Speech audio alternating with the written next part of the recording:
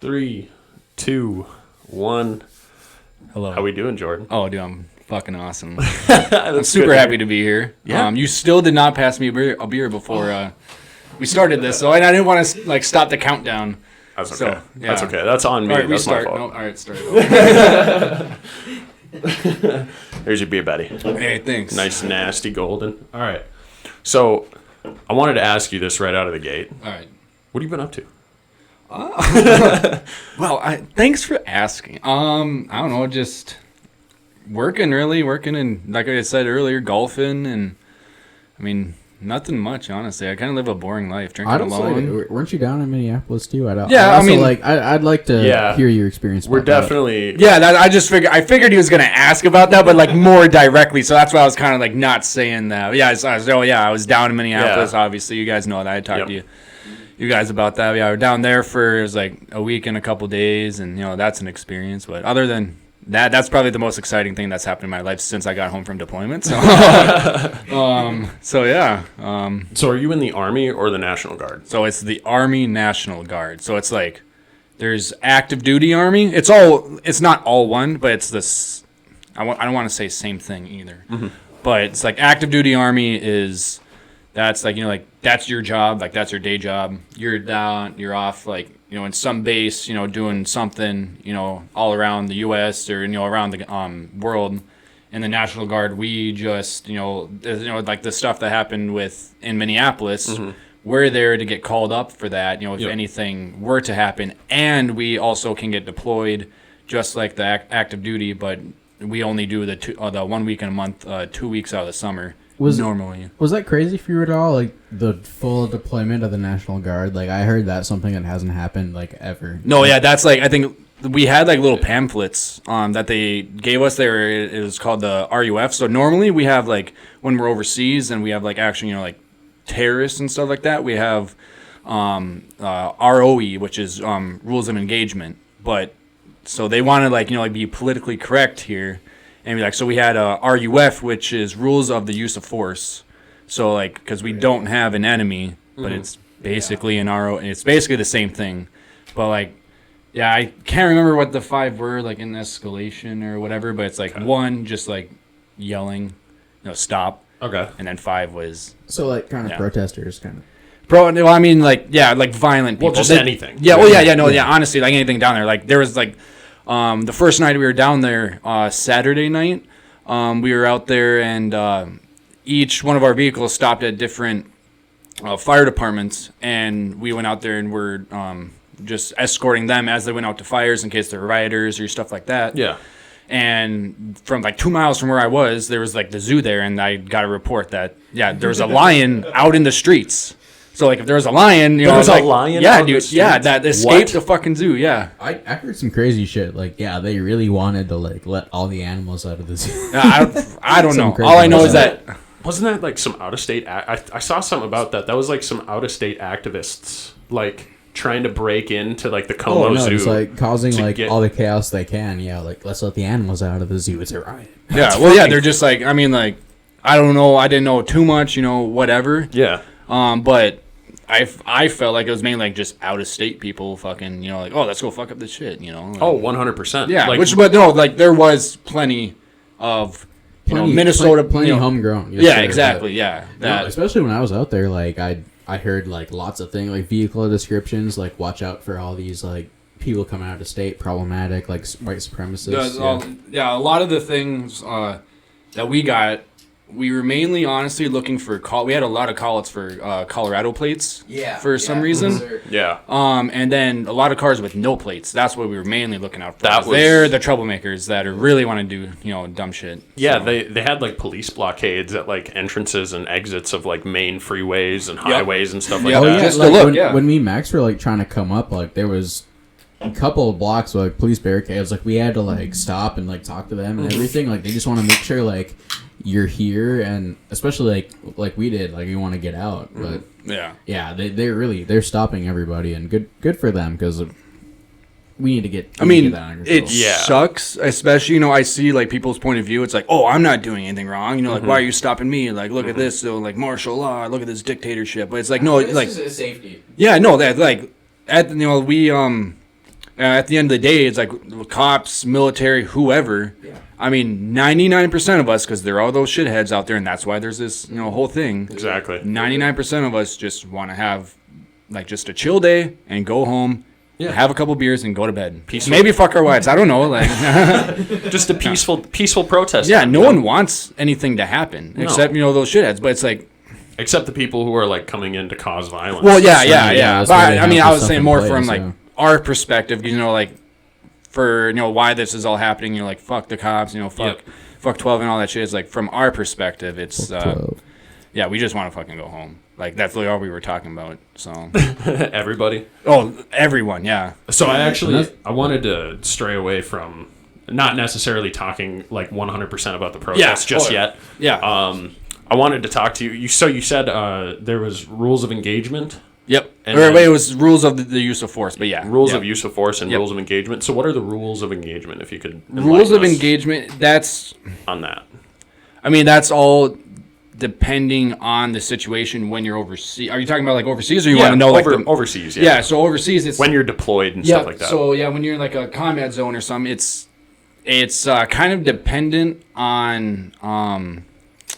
like how the situation is there. Okay. Like when we first got, Desert Storm, we were first pushing into Iraq, we were first pushing into Kuwait, like that whole area. Like you as I was not in Desert Storm. No. Okay. Now this is like 2001, like back then. I was going to say, I was like, you were like 3. And I was 4 fucking with my rifle, like, let's go. But yeah, so like back then, like, we didn't really know too much about our enemy, or as much as we know now, Okay. And all that. So it was kind of like I know back then there is like it was more, as bad as it was more okay to have civilian casualties, like because you don't know, like we knew they were blending into the into the public so it's kind of like you killed a civilian, like okay, like don't do it again. Oof. But yeah, I mean it's horrible, like. That is rough. Yeah, but it's like really it's rough. Also like, but you look, I mean, I'm not obviously condoning any of that. Of course, yeah, of course, yeah. U.S. government, I don't condone this. But it's like same with like the Viet Cong during Vietnam. They were doing the same thing and hiding in the trees and shit. It's like, and I mean, we got our asses beat then because we were like, actually we were probably worse back then. We were really killing people. Yeah, my grandpa actually told me a story about how he was a Humvee driver for a while. And every time he would drive the Humvee, and if he had to drive around like a general or somebody of like a higher command than he was, and they would drive through the city, there was a couple times where like kids would jump in their way and they'd stand in front of the Humvee. And my grandpa would always stop and just like wait for them to get out of the way, or like honk the horn, or yell out, "Hey, get the fuck out of the way!" Yeah, like, exactly. Yeah, like, hey, I'm trying to drive here. Like. But one of the generals that he was with one time just told him, he's like, "Run them the fuck over," and he was like, "What?" And then the Humvee in front of them actually ran over like 3 different people because they were in their way, just standing there. Yeah, just 3 civilians just killed them right then and there, and it's gross. Yeah, but also, I mean, like I don't know. Obviously, I don't know too much about tactics or stuff back then. Yeah. Like I know I love my war history, my military history, but like I know like nowadays. Hello. Nowadays, when we're like you're in those densely populated areas, and you're in like a market, in fucking Baghdad or something. There's just people. There's just walking in and out of this, of the roadway or whatever. And as a military convoy, which there's people blending into the population. Like I wasn't having to drive too much there, but you're taught just like if there's cars in front of you, you ram them and get them out of the way. Cause really, our lives are more important than their car. Which that's what they're saying about down in the cities. That guy's life is more important than all this destruction going on. Which okay. Yeah, there's cars for. I mean, like it sucks. Yeah, like but it's just like at some point, like there's really no good way out of it. I mean, we leave. Eventually, someone's gonna being like drivers. Like I saw like trucks get hauled up. Like people probably do fear for their life. Like, oh no, for sure, yeah, and rightfully so. So I mean, absolutely. Like the guy that rode through with a big horse trailer.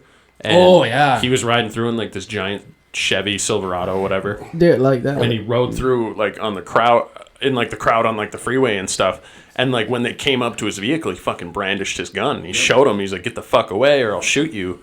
And they started like beating on his truck and shit. And I'm pretty sure they threw tear gas into the trailer, is what I heard.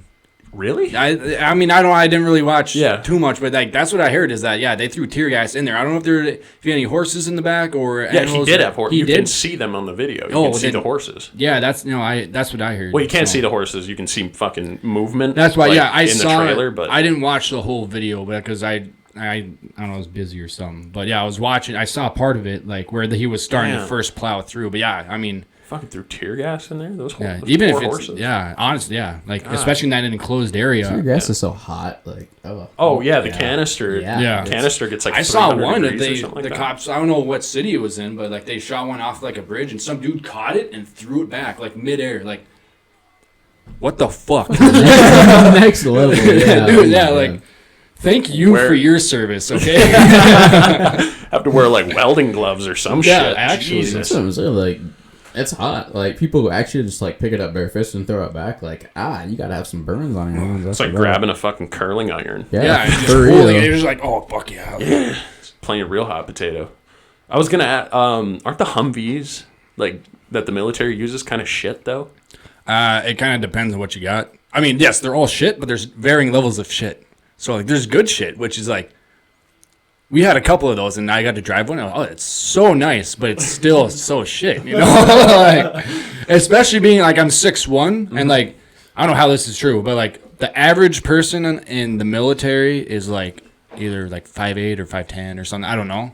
They told us that. But, so they're built, like, for those. So it's, like, us taller people just kind of get fucked. So like literally, like I was driving in Minneapolis or I was in St. Paul. We were driving to the Capitol, and literally like I'm sitting there. I'm like because we have a little spot for our rifle right here, and so I put that down there, and I'm sitting there. I'm just like, okay, like and I literally can't see like my mirrors on the sides or nothing. Like I can't see it, and you don't have a rear view mirror. So literally I'm just like looking forward, like, all right, well, I mean, like if I got back up or something happens behind me, like sucks. Fuck. So that's whack. Yeah, but then when we were getting ready to go overseas, I got to drive MRAPs and MAT Vs. Those are made to take IEDs. Like, damn. Oh yeah, like they'll take heavy duty. Yeah, oh yeah, huge motherfuckers. Yeah, it's actually pretty cool because like the back, like I just like flick a button and the back will just like lower down for the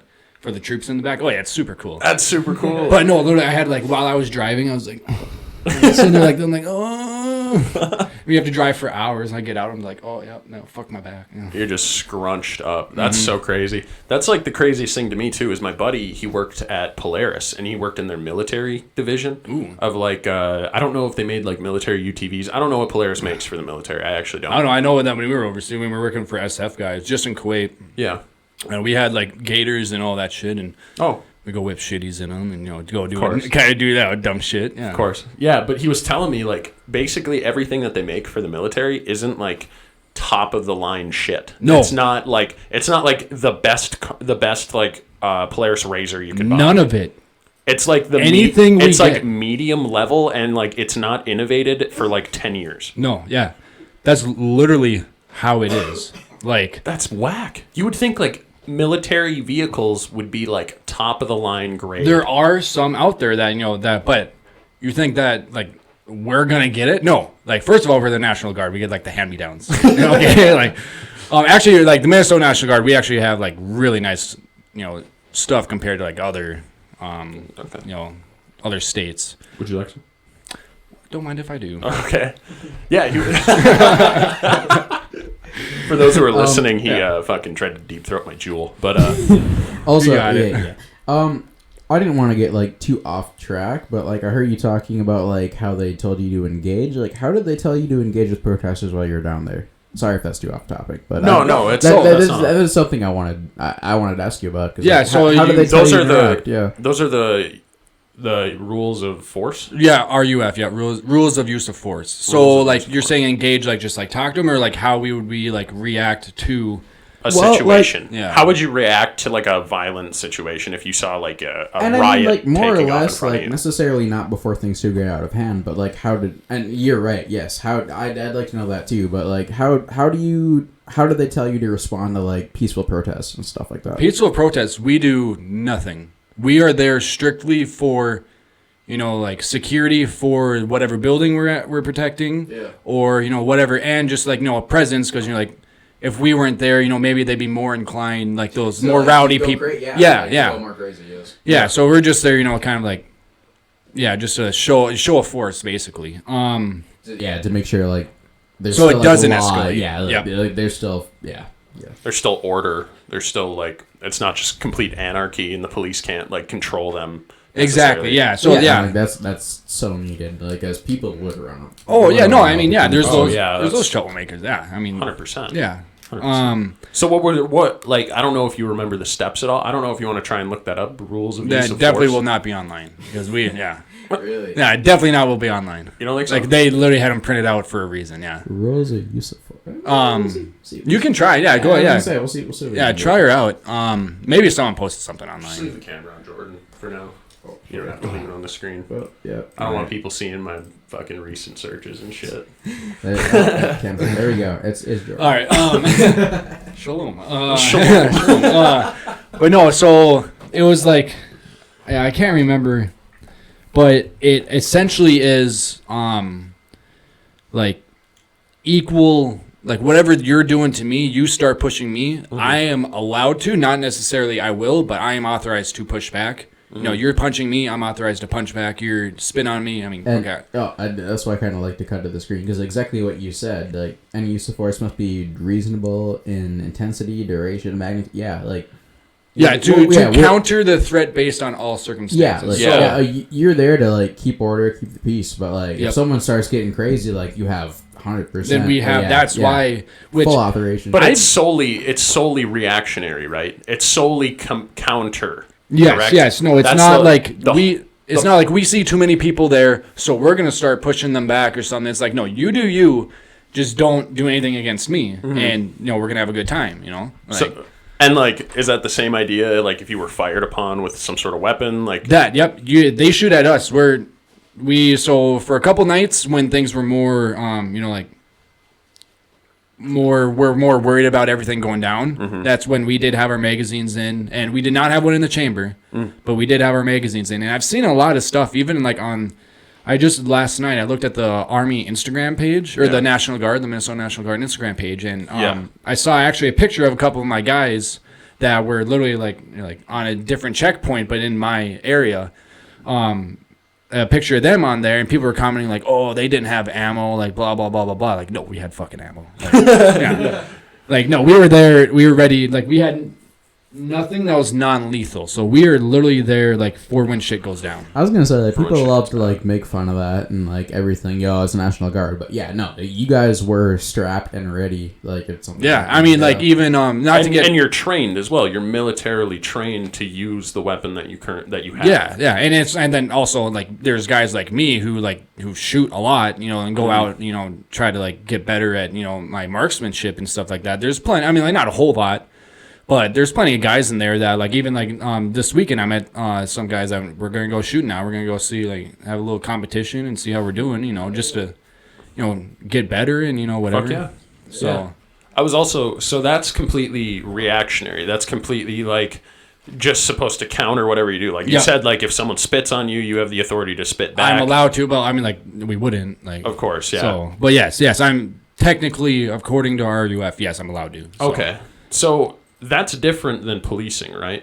Because like you saw the video of that old man who walked into the crowd of police officers and they pushed him over. Yeah, exactly. See, we do nothing like that. Like even when there was one night. So like if that guy, let's say, walked into the crowd of National Guardsmen, would you guys group together or would you just go straight past him? No, like how would that work if a civilian just walked up to you? I feel like we definitely would handle it differently than the police. So I think how like 100%. Yeah, I think how how we would, at least with my group of guys that I was with, So like if we, you're trained to stay in that line. You saw them as they were walking. They're in like a column. Walking down. So like if we for any reason had to stop like that, we would stop as a group. As a squad or however big the element was. I feel like that's how we would handle it. But also we would definitely not fucking shove that guy down. Shove anyone down. Like that seemed like a little aggressive because. Honestly, he didn't even have his balance necessarily. Like he should have been using a cane. It doesn't matter if he has his balance or not. It doesn't matter if he's an 80-year-old guy or a 20-year-old little girl or girl. It's like he's just standing there. What the fuck you doing? Yeah, that's a good point. It almost seemed like he was trying to like give them back like their equipment even. And he was trying to do something. I watched the video, but like you can't tell what he's trying to say or what he's trying to do. I think he like was trying to give him like a helmet back or something, like some kind of equipment, or like that's how it seemed. Oh god. See, so it's stuff like that that's like gives the police, a bad rap, which is it really does. I mean, no, I'm totally like for that. Like, dude, that's bullshit. Oh yeah. Aren't the rules of engagement isn't it the rules of engagement are you can only fire when fired upon? Yeah, it all depends on the situation, but yes. Sometimes it used to be like you see someone with a weapon, then you could shoot. I mean, if it's like all civilians are evacuated out of that area, and no one's supposed to be in there but enemy combatants, then yes. Specific situations, but mainly yes, it's you only fire unless fired upon. So if you like raided like an enemy compound, if you're going in there, you see someone, they're dead. Like as in, 100%. To an extent, because like when they raided Bin Laden's place, like you just gotta make sure that they're in that they're shooting or something, or like they're ready to kill you, because there's still going to be civilians and like women and children that don't want to leave their husband, do whatever, or can't leave, Of course. So sad truth. But but if you're in like a city situation, you're in a firefight in the middle of it, not in a firefight necessarily, but you're in the middle of a city and you see someone walking with a gun, for example. Like, are we talking about here, like in the States? No. Or? Overseas. Overseas, it is completely normal for them to walk around brandishing like AKs or any weapon, like totally normal. Like that is part of their culture. What if they pointed at you? Then, I mean, you kind of read the situation. Of course. So it's kind of like if they're like, in a stance ready, then probably, they're going to get lit up. But if it's kind of like just a, kind of like they're kind of iffy, or you can read the body language. Or they're like joking, they like turn and definitely should not do that. Anyone out there? No, that's a bad idea. But what I'm just saying, like if that happens, you guys aren't just gonna unload like 23 rounds through that person. No, I mean, it's all really like reading, reading the field or whatever. Okay. So, but more often than not, we're not going to, because they are super strict about everything now, especially nowadays, about like with civilian casualties and all that. And it's like, and we don't want to, we kill someone's uncle and now their cousins, like, oh, I hate America. Now, they could be the next Bin Laden or something. So we don't want, we want to start any of that. So, that's a really good point. So how long did you do training for the military? Like basic and AIT, like. Is that all you did? No. So like that was like, I don't know, like 7 months. Okay. And what'd you do? Like, are you at liberty to like talk about like what goes on at basic? Oh yeah. Well, I mean, like I think that there's a lot of videos out there about basic training and stuff. I mean, really, it's like, you get your drill and ceremony, basically just like how to act like a soldier, when to salute, when not to salute, how to stand at parade rest, how to stand at attention, like just like becoming a soldier, Okay. And then there's marksmanship. You get used to your rifle. You always have your rifle on you. A lot of like PT every fucking morning. That sucked, except for Sundays. That was super nice. Love Sundays. But yeah, that is just like really land navigation, how to do like that and stuff. Like just really the basics of soldiering. And then you would go to like if you're combat arms, you would stay with that unit, so it's called OSUT, like OSUT, and like that's just one whole thing, and like you have the same people with you that whole time. Got the COVID. Oh shit. Oh no. But then you go to AIT, which is Advanced Individualized Training, which that's for just a bunch of different MOSs, like literally all of them. What's like, an MOS? Military Occupational Specialty, which is your job. Okay. So like I know like some people are like, oh, like you're on duty or whatever. We just say, yeah, I'm going to work. Like. Okay. So what exactly did you train in? So I was just an electrician for mine. Okay. So, but then I transferred over to combat engineer. Oh. So, or like not transfer, but like went to AIT for that. So there's that, and then so it's kind of like, I don't know, like. I don't know. You have that training, like I don't know, like they just have their schooling. Okay. Their schooling set, and then. Yeah, like you just go to school, get it done with, then you go home, or like you go to your duty station or whatever, So what kind of like combat training do you do specifically as like a combat combat engineer? Is what you said? Yeah. So that's more like you just learn about blowing shit up for that. As a combat engineer? Yeah, you just blow shit up. Nice. That's awesome.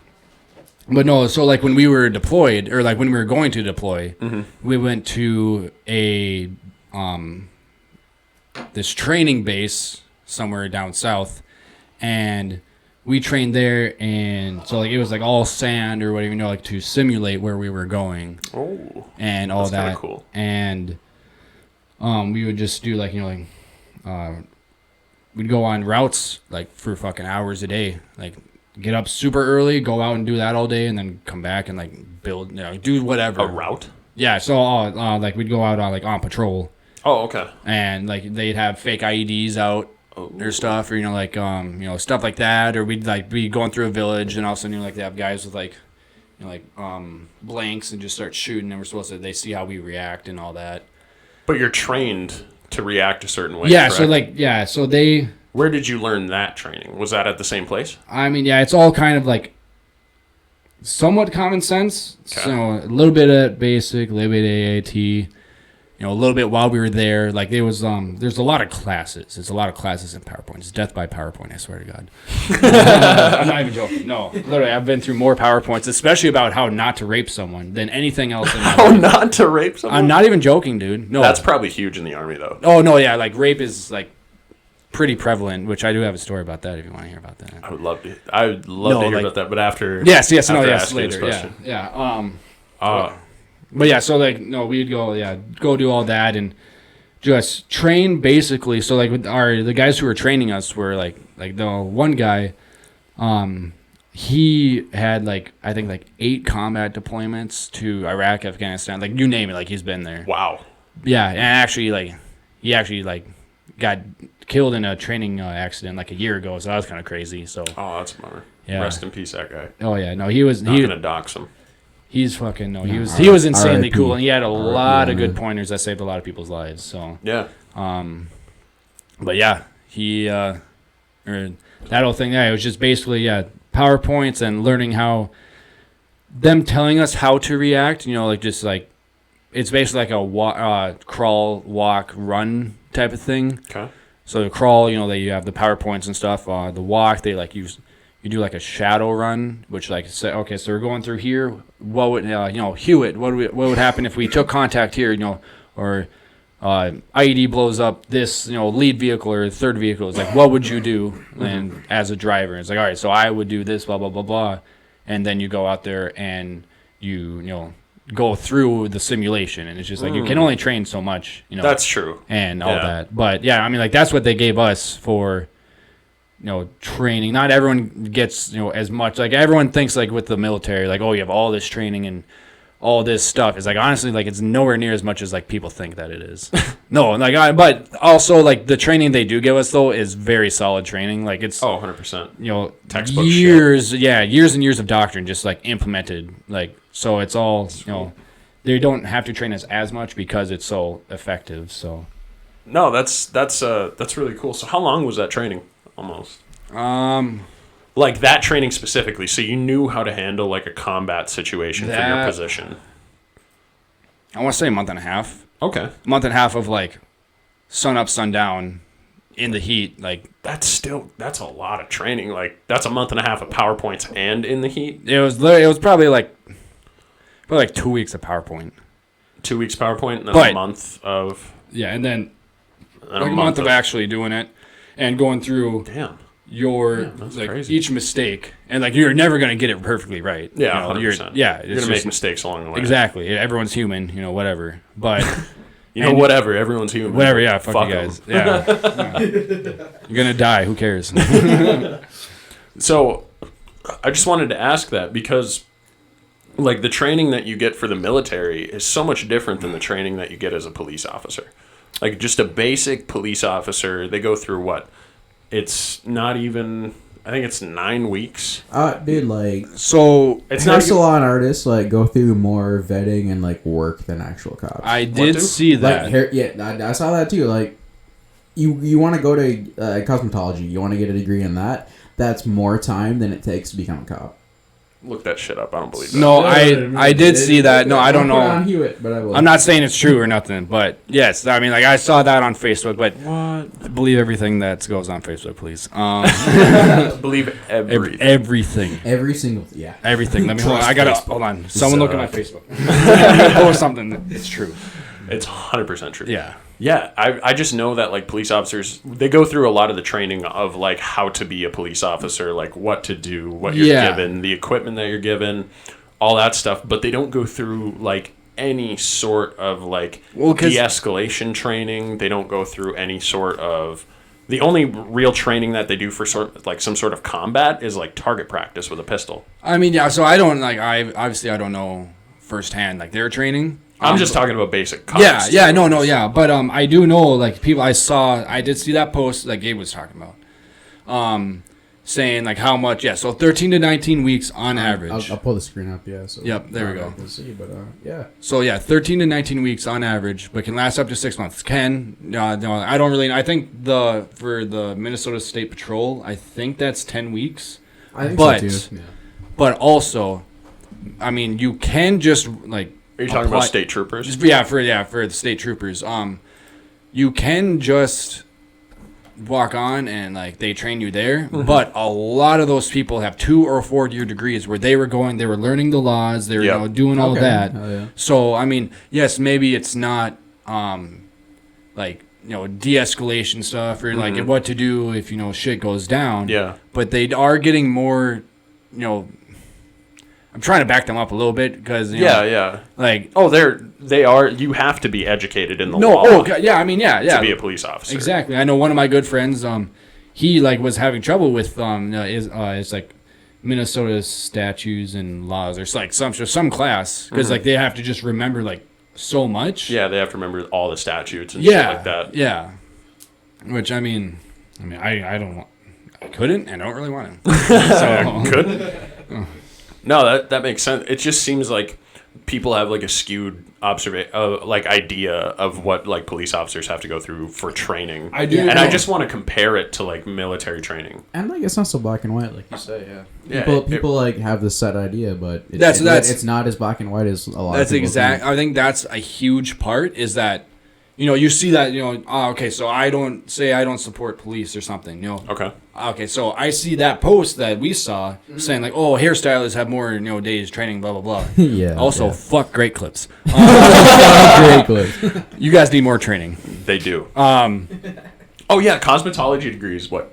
It's a year and a half, I think. Of Yeah, straight and I work. know they're in like But that's they're in- different training. That's such different training. yeah, which I mean you can. You can't compare the two. You can compare length of time it takes to become a fucking doctor in engineering and a doctor in medicine. Yeah. And a doctor in medicine, that takes an extra 2.5 to 3 years of training automatically. It just Well, does. yeah. But they're both doctors, right? Yep. Like that's.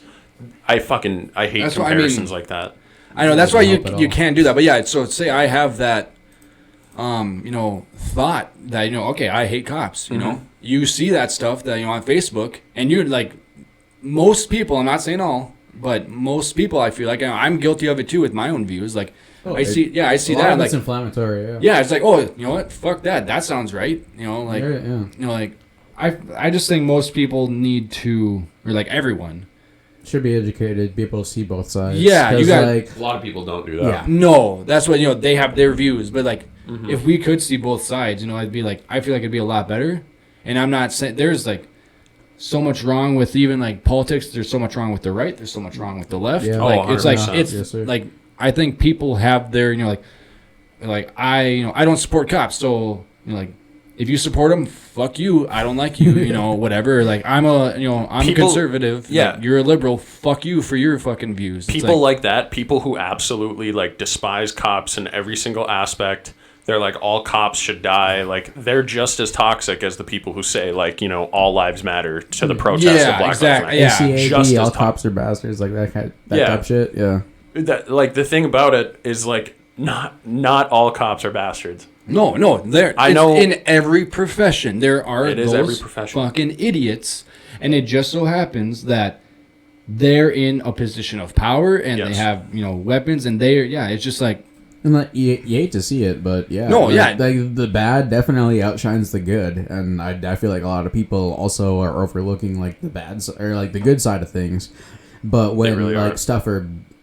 when things are by the media are put in like headlines and that stuff, it's just like, yeah, you're so quick to jump on like all of them Yeah, are fucking that- bad guys, but they're not. That's the media is just adds so much fuel to Oh, the God. fucking fire.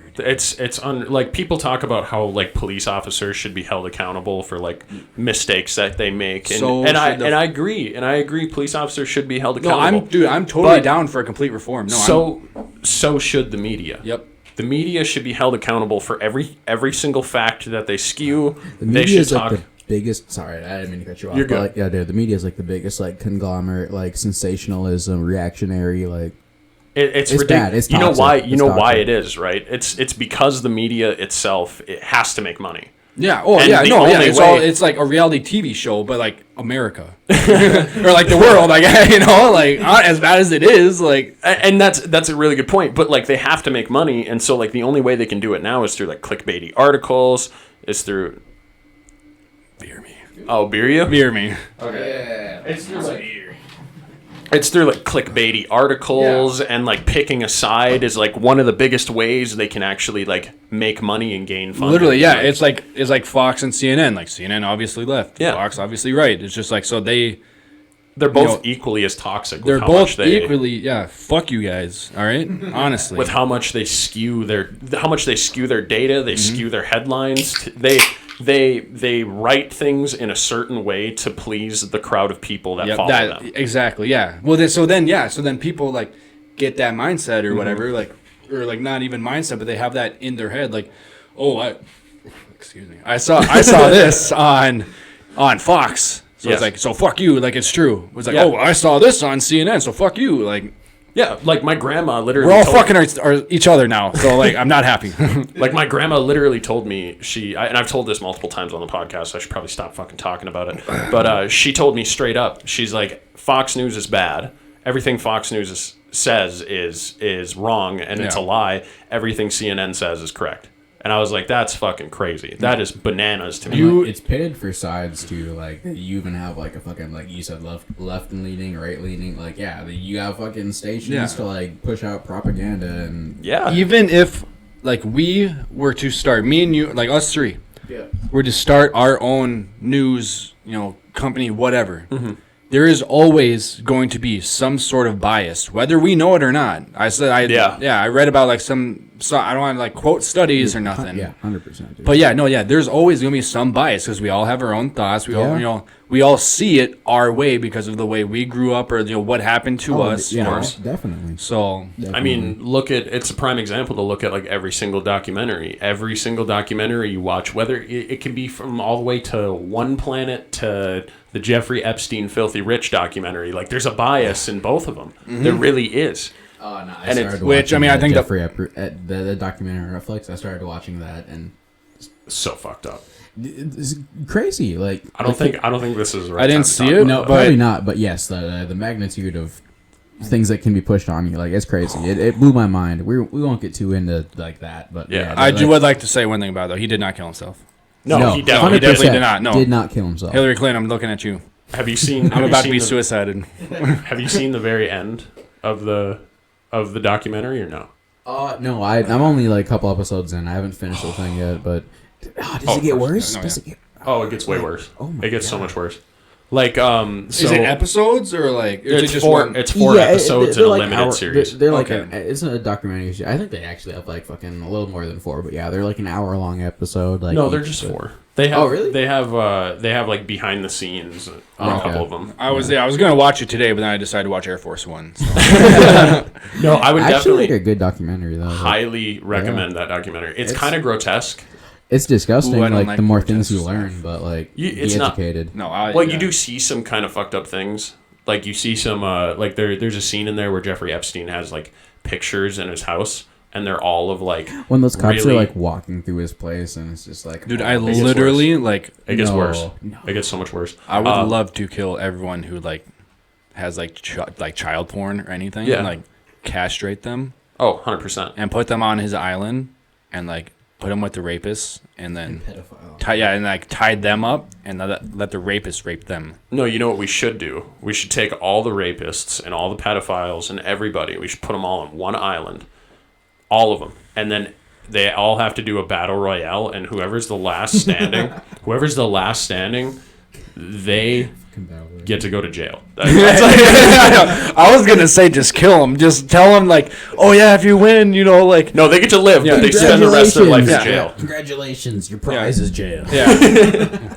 Okay, fair enough. Yeah, like I'm sure there's gonna be plenty of people like, oh no, but you gotta let them think that there's like. That there's freedom. Yeah, That's like, what oh you let yeah, them no, think. but you can't say it like, oh, like Oh god, and like all their lives like in prison too. It's just like it's either solitary confinement. Otherwise, like people want to like People want to hurt them in prison. exactly yeah. They like That's a big thing. Somebody who's in there for a minute is gonna just take it on themselves to like maybe quote unquote clear up like the fucking mess. Like yeah, That's the That's craziest why- thing. That's why they have separate facilities for like people who are like sexual offenders compared Yep. to like violent offenders. Yep. Like Oh, do they if a actually? violent, oh yeah, oh damn. 100%. Like my mom works Most- there for MSLP, and I got a care package from them when I was overseas, and the mail clerk was like, "Oh, what's MSOP?" Like, I'm like, "Oh, Minnesota Sex Offenders Program." Like, Yeah. I'm not a sex offender, not yet, at least. they're just like thank you for not being bad.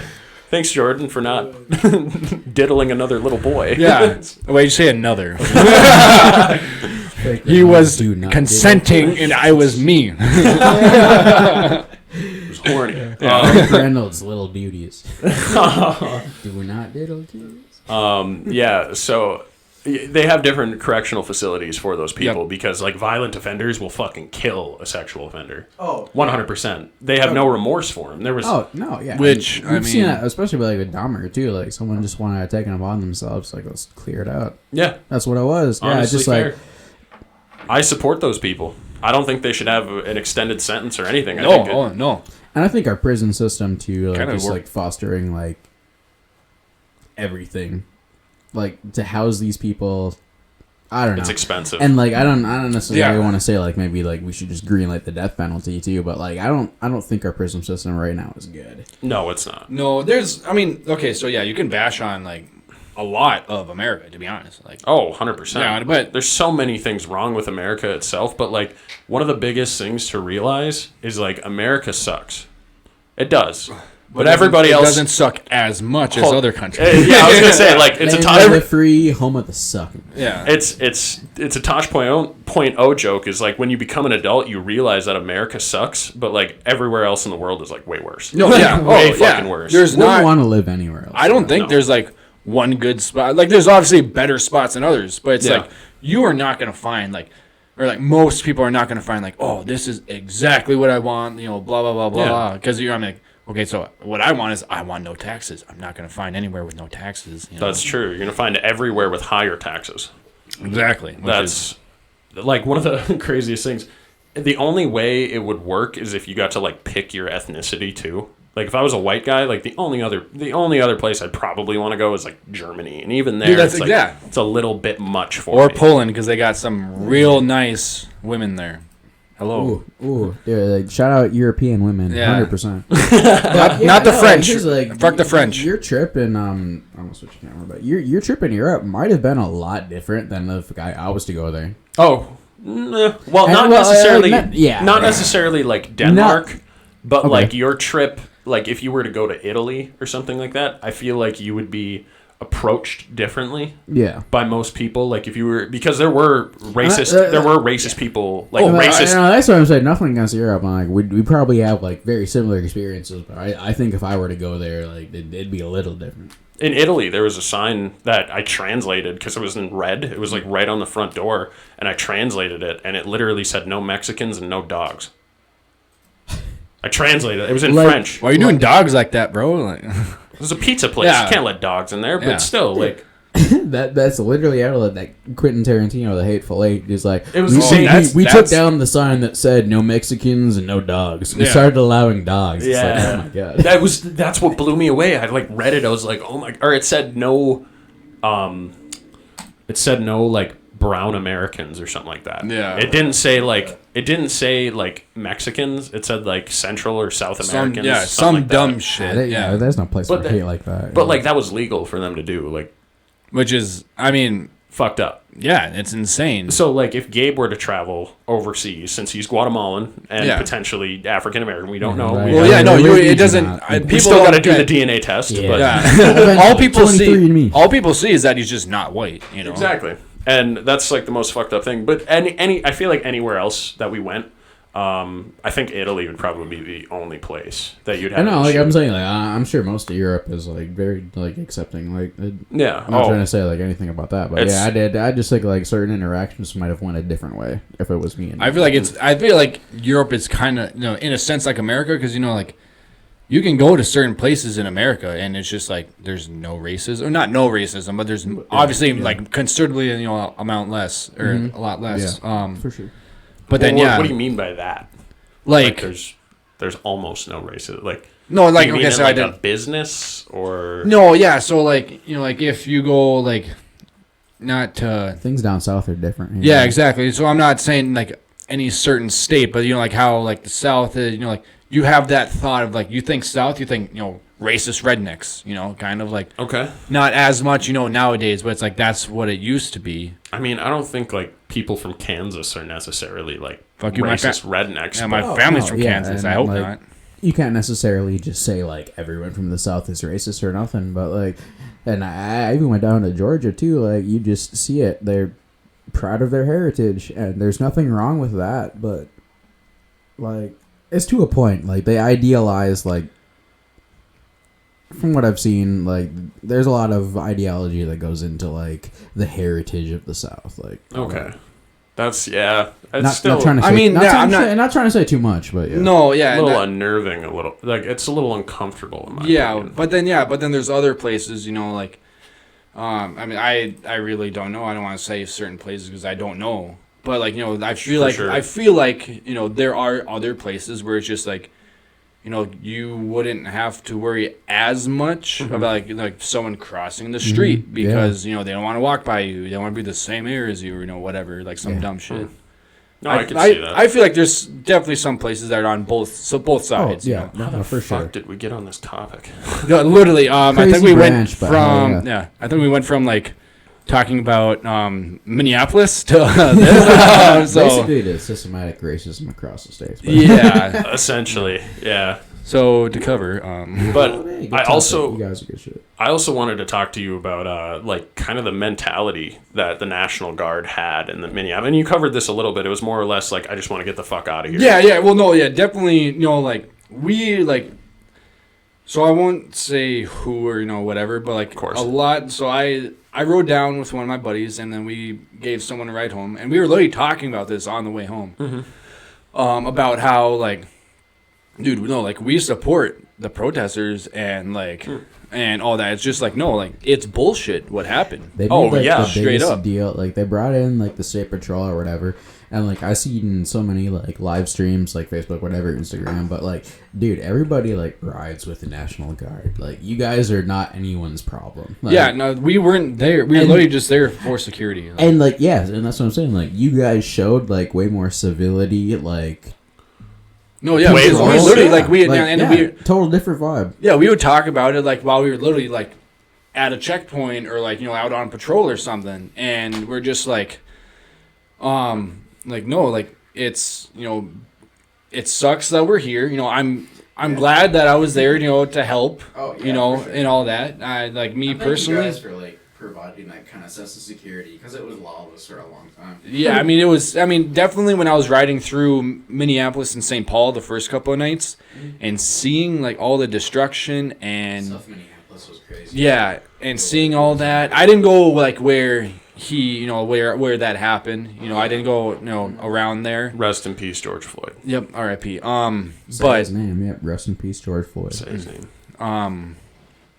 But it was just honestly like I remember riding. I was at this point I was riding the back of an LMTV, like one of those troop transports, and just as we're driving by, you see burned down buildings. You see like businesses with Boarded up. Yeah, boarded up, and they would say like people would spray paint. The owners would be like, "Oh, like this is a minority-owned business. Don't burn me down," or like, "Hey, I have kids that sleep upstairs. Don't please don't burn this down." And it's just like, and I was sitting there, like full kit, body armor with my rifle, ammo, like everything, like how I was riding around overseas, and I'm just like, I'm in fucking Minneapolis. Like, how many times I've come down here and just like come to have a good time. Like, I'm going there tomorrow, and I'm gonna be like, what the fuck? Like, I was just down here a week ago in fucking full kit. Like, that's the craziest thing too. Like, I frequent Minneapolis. I love Minneapolis, especially South Minneapolis, like Lake Street. I've been there so many times. But yes, to literally see like places burned to the ground that you've walked past, like you don't however many. Yeah, exactly. Like even it's like a war zone almost. Like they destroy like a lot of shit. But it was crazy too. Did you guys see that video of them tearing down the Christopher Columbus?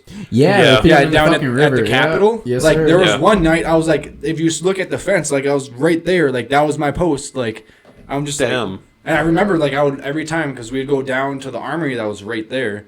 After our shift, we go shower, shave. And then shower shave. Yep, 3 S's. And then we head back up to the Capitol to go sleep and stuff because we'd sleep in there in case anything would go down. Then we'll be there ready. But yeah, we walk right past it. And I remember like looking at it a couple times. I'm like, oh, cool statue. Like I didn't really look at who it was, but I was just like, you're like, oh, this like I haven't been to the Capitol before. Like, yeah. So like I honestly think like you can ride with like military personnel. Like Black Lives Matter rides with like the National Guard and shit like that. Okay, yeah, which I'm because if you fucking let's say like a protester came up to you and you like gun butted them, and like caused a fuck ton of ruckus, like your sergeant would fuck your shit. We would be. It's called Article 15, which is the equivalent of like being written up like times 10. Okay. Like they could take your pay for months, like give you half pay. They can't take all.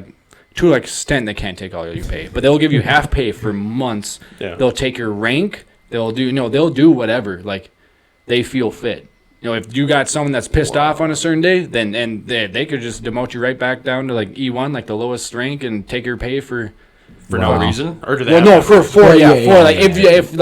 If I were just walk up and bash someone in the face. It is bad, and that's nice to know that there's a system. Yeah, it's a Uniform Code of Military Justice, UCMJ. So but that's so much different than like the mentality behind like police officers and stuff like that. Because police officers feel like if they do something like that, even if it is on camera, or even if one of their other partners sees, like they're not going to have any like pushback from it. Yeah, I don't feel like maybe not any pushback, but like definitely.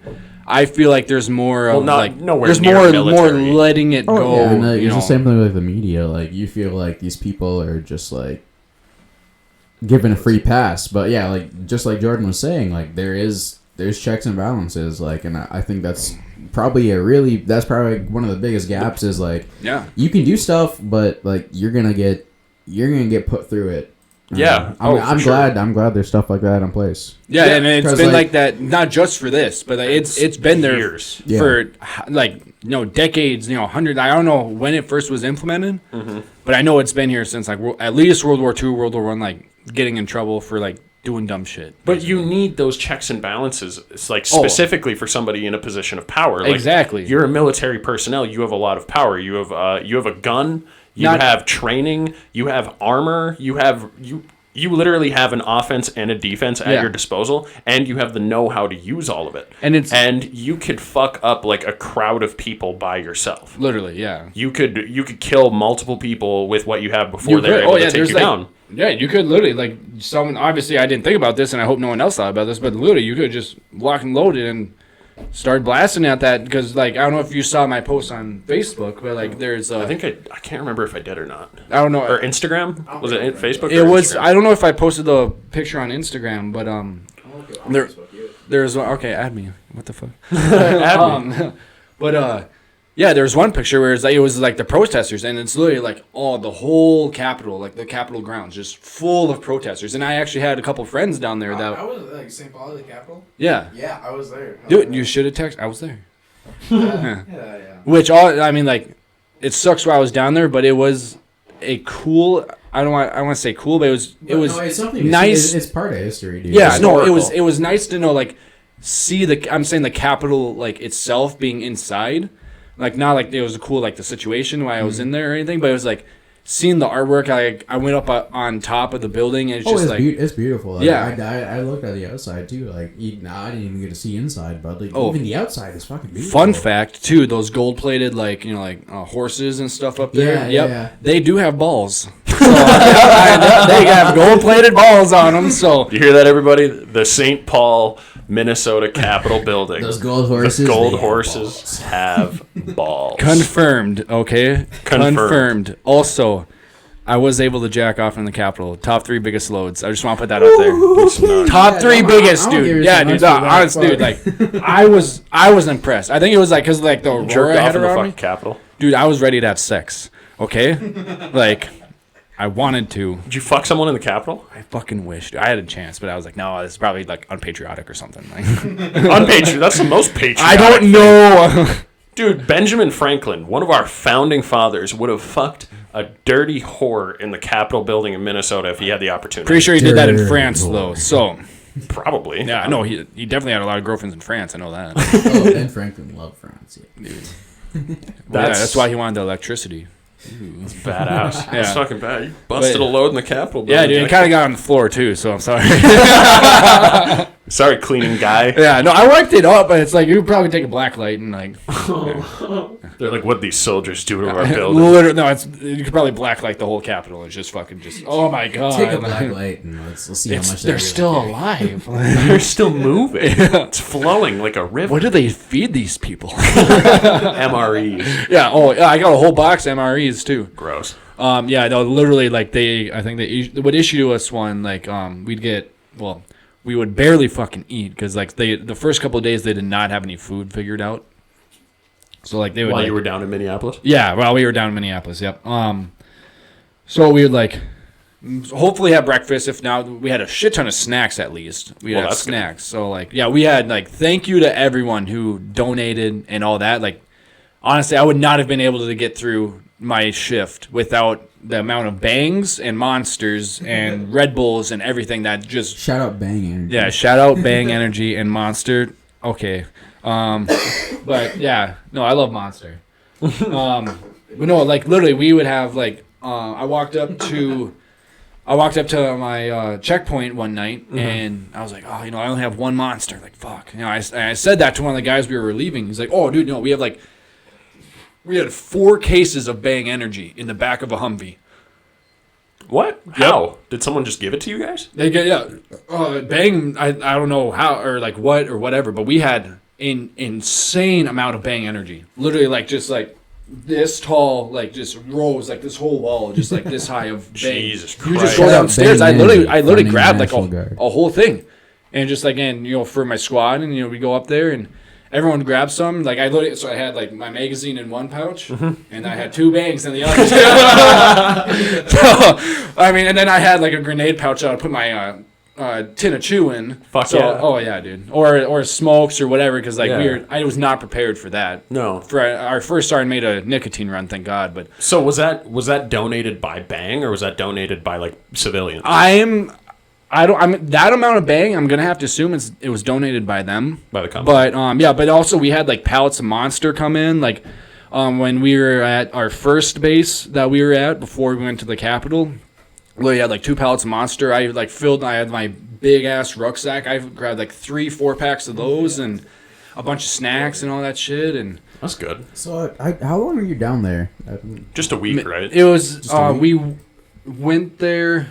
So I left. I got the call Saturday at like 7:30, and so I probably left around 9 because one of my buddies who lives just north of us, came and picked me up, and he's just like, hey, like it's on my way down. Yeah. So I was like, all right, sweet. So we went down there and got there about, I don't know, like 11 or so. Like I don't really know, but what was the question? How long were you there? Yeah, I know. I'm just kidding. But yeah, no, yeah. So we got down at like 11 or something. But yeah, so like Saturday to, I think it was Sunday around noon. So yeah, a week and a day, 12 hours, whatever. So, but it did not, dude. It felt so long because we'd be working. You'd be standing around. Well, yeah. So we'd work like the first night. We went to a fire department, fire hall, and so this is after being I only got 3 hours of sleep Friday night because I went to the bars. The amount of people that showed up that were hungover, which is insane, honestly. But yeah, what do you mean? The amount of people that showed up hungover is insane? Of like the soldiers, yes. Oh, yeah. We know they're hungover. Yes, okay. naturally, yeah. Naturally. But yeah, you guys are fucking soldiers. You deserve every beer you get. Hell yeah. Thank you for your service. Shut up. Every time I go into fucking the liquor store, Chase is like, thank him for his service. It tells that to everybody. Literally everyone. Literally everyone. Oh my god. When you showed up to third base, Chase leaned over to me and he's like, thank him for his service. I know. I was like, shut the fuck up. Shout out 3B. Yeah. Shout out third base. Yeah. Also, shout out the River Inn. Shout out River Inn, the Jack third base, all our bars. I should get Adam Bailey on here. Ooh, that would be cool. Adam Bailey's fucking crazy. Dude, he's fucking so young for a business owner. I know, He dude. would definitely be on. I did not do. Really? Hell yeah. My first time at the Jack, did not know him, did not know he was the owner or nothing. Just start bullshitting with him. Well, yeah, no. So we're he's just, super nice guy. Oh no, he's awesome, love him. But we're just standing there pissing, and I just got back from the river. Or I just got over there from the River Inn. So you were hammered. Yeah, naturally. And pissing, he's like, "Hey, how do you like it here? I haven't seen it around here." I was like, "Oh, it's good." And you're like, "But I like the River Inn better." And he's like, "Oh, okay." And then Zach, he comes out of the shitter. He's like, "Jordan, that's the owner." I was like, "No, it's not. No, it's not. No. But but yeah, he's like, but I like the River Inn better. I know, basically like taking a shit and saying like, this is better than your bar. Literally, no. I think I'm grown to love the Jack immensely. I go to the River Inn because it's Have like. you been there since it's been renovated? I have not. Yeah, I do. It's like so open now. It's great. No, that's what I saw It's pictures, great. and I saw like it's a sports bar now, which I Yeah. love. Like honestly, that might be my new favorite spot now. So you remember the ceilings, like how low they were? Yeah, before? I know he raised them up, but now there's like a problem with the sound, so he's getting an acoustic company to come in. It's an Old. old. Hey, shout out to Adam Bailey. It's an Yeah, old it's a- ass- It might be a place to be now. It's the original. It's the original ceiling. No shit. It's the original it's ceiling from like what that building used to be. Really? Yeah, it used to be like some sort of like shop or something like that, like on Cloquet Avenue, and like straight up. Yeah, I got you. Yeah, thanks, bro. Straight up, like they basically just took out the ceiling. They're like, fuck it, and they just made it like all old rustic stuff. You know those light bulbs in there that have like the string in them? Oh, yeah. They have like the 4 strings. They're the same exact as these, Okay. and they're LED light bulbs. Wow. They don't look LED, No, but they are. fucking are. Damn. Technology, let me tell you. Technology. I got into a heated argument with Max about it. I was like, dude, those are LEDs, you motherfuckers. Oh yeah, what, was he drunk? Trying to fucking argue with Max drunk is just impossible. It's impossible. He loves to Trying talk.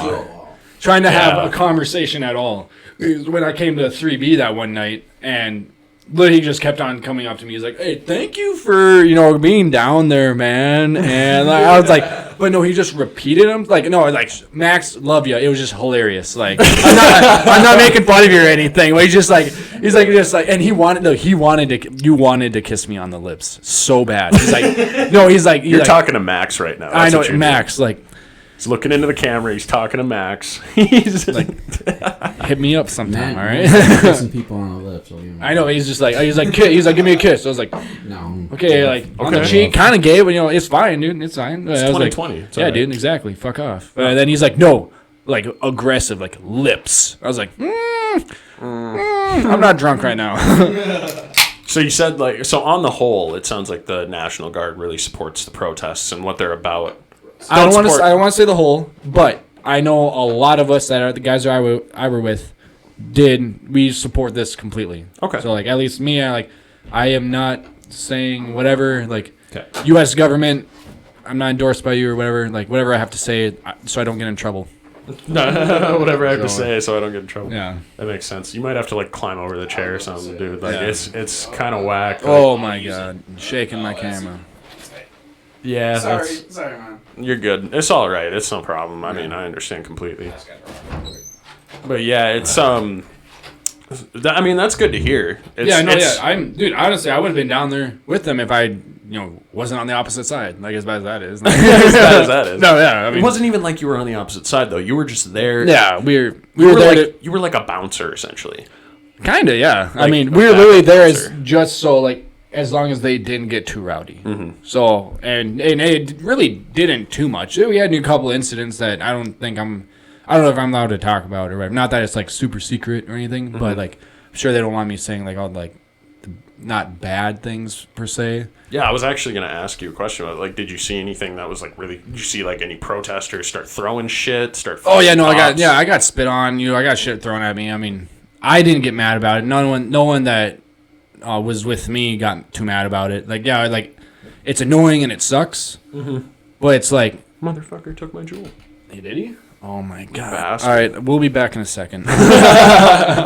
But yeah, no, it's it wasn't too bad. I mean, I did have this little old black. Oh, I do have a couple stories. Yeah, that I I'd can love tell. to Yeah, hear 'em. I don't know if you want to. Oh yeah, my phone. Yeah, God. there you go. No, yeah, no. I'm teching for this. Yeah, Fuck. well, God, you idiot. I know. So dumb. But Such a dumb, stupid, dumb bitch. I've been saying butter a lot. I'm sorry, butter. I want some butter.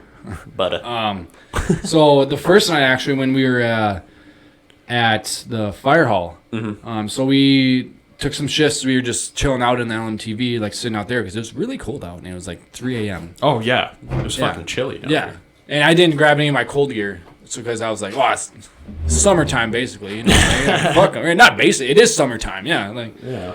But some methed out chick, this isn't too interesting, but some methed out chick like saw or like she was like walking towards us, and then I just opened the door like to like make my presence known, and she was like, oh, like stopped or whatever, and then like started picking up like cigarette butts like off the ground as I was like inspecting them to see if there's any left, and then, like, took them. Yeah, That's so God, grimy. and then we had. That's so grimy.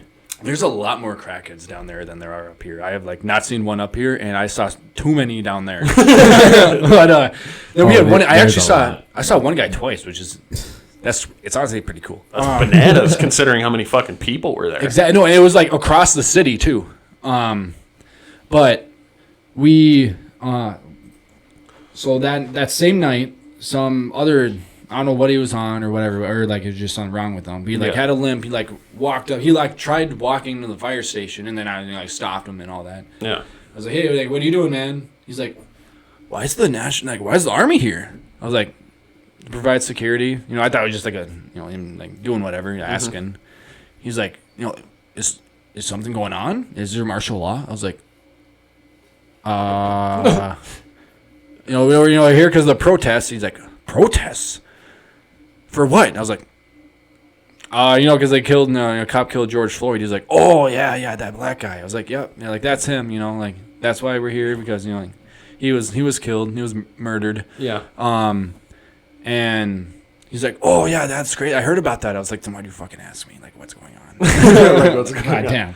But but then he started like just going off about how he told me he was a saint, traveling the world, teaching little kids about sex. What the fuck? First of all, Way to start a conversation. I know. I was like, oh, exciting. No, and I like turned to like the guy with me. I was like, all right. So there are a lot of crackheads down here. Okay, like, so the stories are true. But yeah, so like there's that. But he's like saying, yeah, and then he would just randomly say stuff like that didn't even make sense. He's like, yeah, like purgatory. Then I went down to aisle 9 and grabbed. Yeah, no, literally, I was like, all right, man. I was like, all right, man, you gotta get out of here. Like, I gotta. There are a lot more crackheads than you realize. Like, even walking God, off from, like, the protests, like, the hub in, like, campus town. Like, Yeah, we're by the light rail. And, like, I've been giving people a lighter for whatever. Like, lighter for smokes, fuck, teach his own.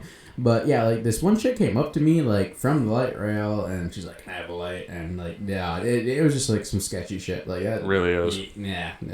It really, like, you see some sketchy individuals. Oh, God. down Oh, there. yeah. 100%. But that's with any big city. No, yeah, exactly. That's almost anywhere. Yeah. LA was probably the worst. Oh, because I feel like I don't know. Oh, and LA was so dirty too. Like, dude, fuck. So dirty. It's almost like I don't even care. What's about more that dirty city. about like LA? What's more dirty, like LA or San Fran? San Fran for sure. Yeah, okay. There's Really? shit in the streets. I Yeah, no, I've there's never been shit to the and Bay. like heroin needle, or like maybe not heroin, but like there's needles like in the streets and shit. But It's Really? 100%. It's When I went to 100%. California, I've never been to the Bay, but shit. Oh yeah, San Francisco. It's 100% legal to shit in the street. In San Francisco, What? like there's human shit. I'm on not the sidewalk. saying Oh, it's right, God. but I understand where they're coming from. Okay? There's sometimes you just gotta go. Oh, my God. There's an app you can actually get if you're in San Francisco. It'll show you where human shit is, and it was put out by the city of San Francisco. What, the city made it? Yeah, the city said. Wait, it's like- there's shit oh over my here. because they don't have the capacity to clean it all up. It's disgusting. They don't have, like, for their homeless population. First of all, cost of living in San Francisco is like the same cost of living in Sweden, which is fucking absurd. Because Yeah, they pay no, like, it's in like a one bedroom. Like if you rented this room, it'd be like $100K a month. Like, that's a little over exaggerated. okay, maybe a little bit, but no, like I know. I have a good family friend that's a state trooper down there, and he's actually about to retire. Props. Shout out that guy. Yeah, that guy. That But no, guy, yeah, that he has like he told me, he's like, yeah, my house is like I bought it for like $350,000. I was like, oh, dude, like that's a nice fucking house. No, dude, it's like literally like It's like a townhome, maybe. literally, Just yeah. like, yeah, any other place. It's like Chase's house. Like okay, I'm not beating on Chase. I'm not beating on your house. I'm just saying it's like a little 2-bedroom, like not side by side, but like Yeah. a little 2-bedroom house. That it's just like if you spend that much money, you're gonna like up here. You're like that's like Erickson Acres type shit. Oh, 100%. Yeah, that's like- like a 4 or 5 bedroom house. Yeah, with like 4 or 5 3 bedroom house with like with, 3 like- bathrooms at yeah, least. with like 15 acres and yeah. two stories and a basement. Yeah, like basement, like 8-stall garage. Yeah, for all of your tractors and it's even cheaper in like Arizona and shit. Mm-hmm. My sister bought her house in a gated community for like no more than 150,000, I think, and it's unbelievable how nice the house is. They have an in-ground pool. They have like 2 acres of land. It's all fucking desert, but they still do. I need to move to Arizona. They live on like the top of this like hill, and they own like everything down the hill. So like if they ever got snow, they could go sliding, but they don't, so they can't. So I mean, like Obviously, but it's just like property value. Same with Texas too. Like you buy Texas, a house in Texas, even dirt cheap. you cross the fucking stream and go into Superior, like Wisconsin. Like Way cost cheaper. of living is way cheaper, which I would never move down there or move over there because like no, that's all I need to say. No, but I mean, if I was strapped for cash and I worked in Duluth, I'd probably yeah, I know, but it's like for me, I'm like I work here, True. and so like that's why I wanted my place there. That's why I got it's a little bit expensive, but it's like Yeah. I'd like to. My friends are here, all that, Mm-hmm. and I don't want to have to like. It's nice Commute. getting up. Yeah, it's nice getting up 20 minutes before work and then leaving like 5 minutes before work and I'm there. Like Yeah, 100%. And that's just fucking crazy. We got on a fucking batshit crazy topic. yeah. So what are we talking about again? You being in the military. Yep. I also wanted to ask Military. you, how long were you overseas? Year. 1 year exactly. Yeah, and hopefully going again in February. Really? Yep. Going again. Yep. So where you were stationed in Kuwait? Yeah. So we started in Camp Buehring, Kuwait, and then I went to undisclosed. I don't know if I'm supposed to say Camp Buehring on it. So, but I went to Okay. Iraq for a little bit, and then I was in Jordan, and then we were going in and out of Syria. You were in yourself? Yes, I'm gonna say bro. Jordan No, was in Jordan. I know. My ex is Jordan. And Oh, I'm no. Jordan. No, I want to be Jordan in Jordan in Jordan. I hope you're not watching this. Actually, I'm gonna send this to her, honestly, and like Good. clip this right here. So. I promote this on Snapchat, so I was just curious. Do you want me to tag you on this on Snapchat? Oh yeah, absolutely. Promote it yourself, dude. I'm gonna. No, that's what I was right thinking about it on the way here. I'm like, what kind of witty dumb shit can I say? Witty Like, dumb shit, can I say? it'll come to me. So like, I know you went overseas. Yep. Because I know a kid who's in Korea right now. Yeah, fuck And Korea. Actually, Korea is really fucking cool. South Korea. So Well, yeah, he's I hope north. it's not north. Yeah. He's in South Korea. Then you are lost, bro. Like, And he's a computer science major, I think, or he's like some sort of like coding engineer. I don't know, something like that. fucking nerd. Super nerd. But Actually cool though. but like he basically told me, he's like, yeah, I just like spend all my time on base. He's like, I never leave. So did you what your position was? Combat engineer. No, I was an electrician over there, but like, Oh, okay. I literally did like basically no electrical work. Like literally. Literally none. Only time I did electrical work Yeah. was when I was in Kuwait, and we worked half days every other day. And okay, I'm sorry for wasting your taxpayer money, but like we would barely work even on those half days. We'd show up and be like, well, it's only half a day. What are we gonna accomplish? Like, so we might as well not do anything. Like, I mean, that's a good point, honestly. but, I mean, no, it was just, it's not like stuff had to get done. It was just busy work. Okay. So we had something to do. And if we completed, so we learned that right away is like, we were working full days right away, you know, like, Yeah, 100%. Like, it was like 7 to 5 or something. But we were doing that right away, and we would complete something too fast. And then we'd sit there, but then they would think that we're like super high speed or whatever. And so then they give us a huge project to do in a little bit amount of time because they think we could do it. Well, then we started having guys leave to go Bad out. dynamic. Yeah, so like we just didn't, like we want to be able to, like if we don't have the people or like, you know, if something happens, like we don't want to be rushed or like, you know, whatever. But yeah, so there's that. But then yeah, so that's when the only time I did electrical stuff. In Iraq, what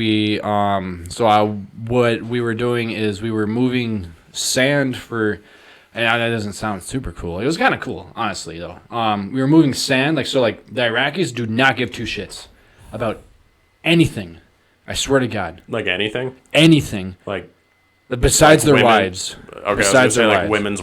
women's rights. No, Like, obviously not that. No. they clearly care. No, yeah, no, but like literally, like we'd go, we'd clear sand off checkpoints and like their military checkpoints and stuff. Literally, like if the window was here, like Yeah. the sand would be up here and like piling in. So the window is like 4 feet tall. Yeah. The sand was like 6 feet tall. Yeah, exactly. So you had to clear sand. Yeah. So we were. I mean, we're not. Was that from like typically sandstorms if they ever got that tall? Yeah. Oh yeah. I mean, just like there's always wind and it's literally straight, like as far as you can see, sand. Oh, fuck So, that. Yeah. That's a place to live. I mean, like that's basically what we were doing. We were doing some other stuff. Do you want anything to drink? Gabe? You good? You got me another LaCroix. I'll be good. All right. LaCroix. But what were you saying? Got me another McGold. Might be better. You're gonna have one. But I think we only got 2 left. yeah, I only grabbed 6, so Yeah, there's 1 left I've actually. only had 8. So, but yeah, no. So I mean, that's not all we did. But I mean, we did a couple other things, but mainly we just helped them clear out or whatever. Okay. But I did meet some cool Iraqis. There's one dude, one of the LTs, where one of their lieutenants wanted to bring one of my guys back home with him to Baghdad because he thought he was cool. Because we were drinking water, one of the guys was drinking water, and he like let some like slip right next to his nipple, and one of my other buddies like went up, he's like, like and the guy who had it like kind of had like man boobs. Okay. It's got some titties. Yeah, so and the Iraqis ate that up, dude. They were like, ooh, like fucking. They're like, do it again. They're like, like whatever they were saying, like. Oh, they love humor. They love comedy. Oh, dude, literally, like you think we have dumb humor? No, not bashing on Iraq. I love them, but like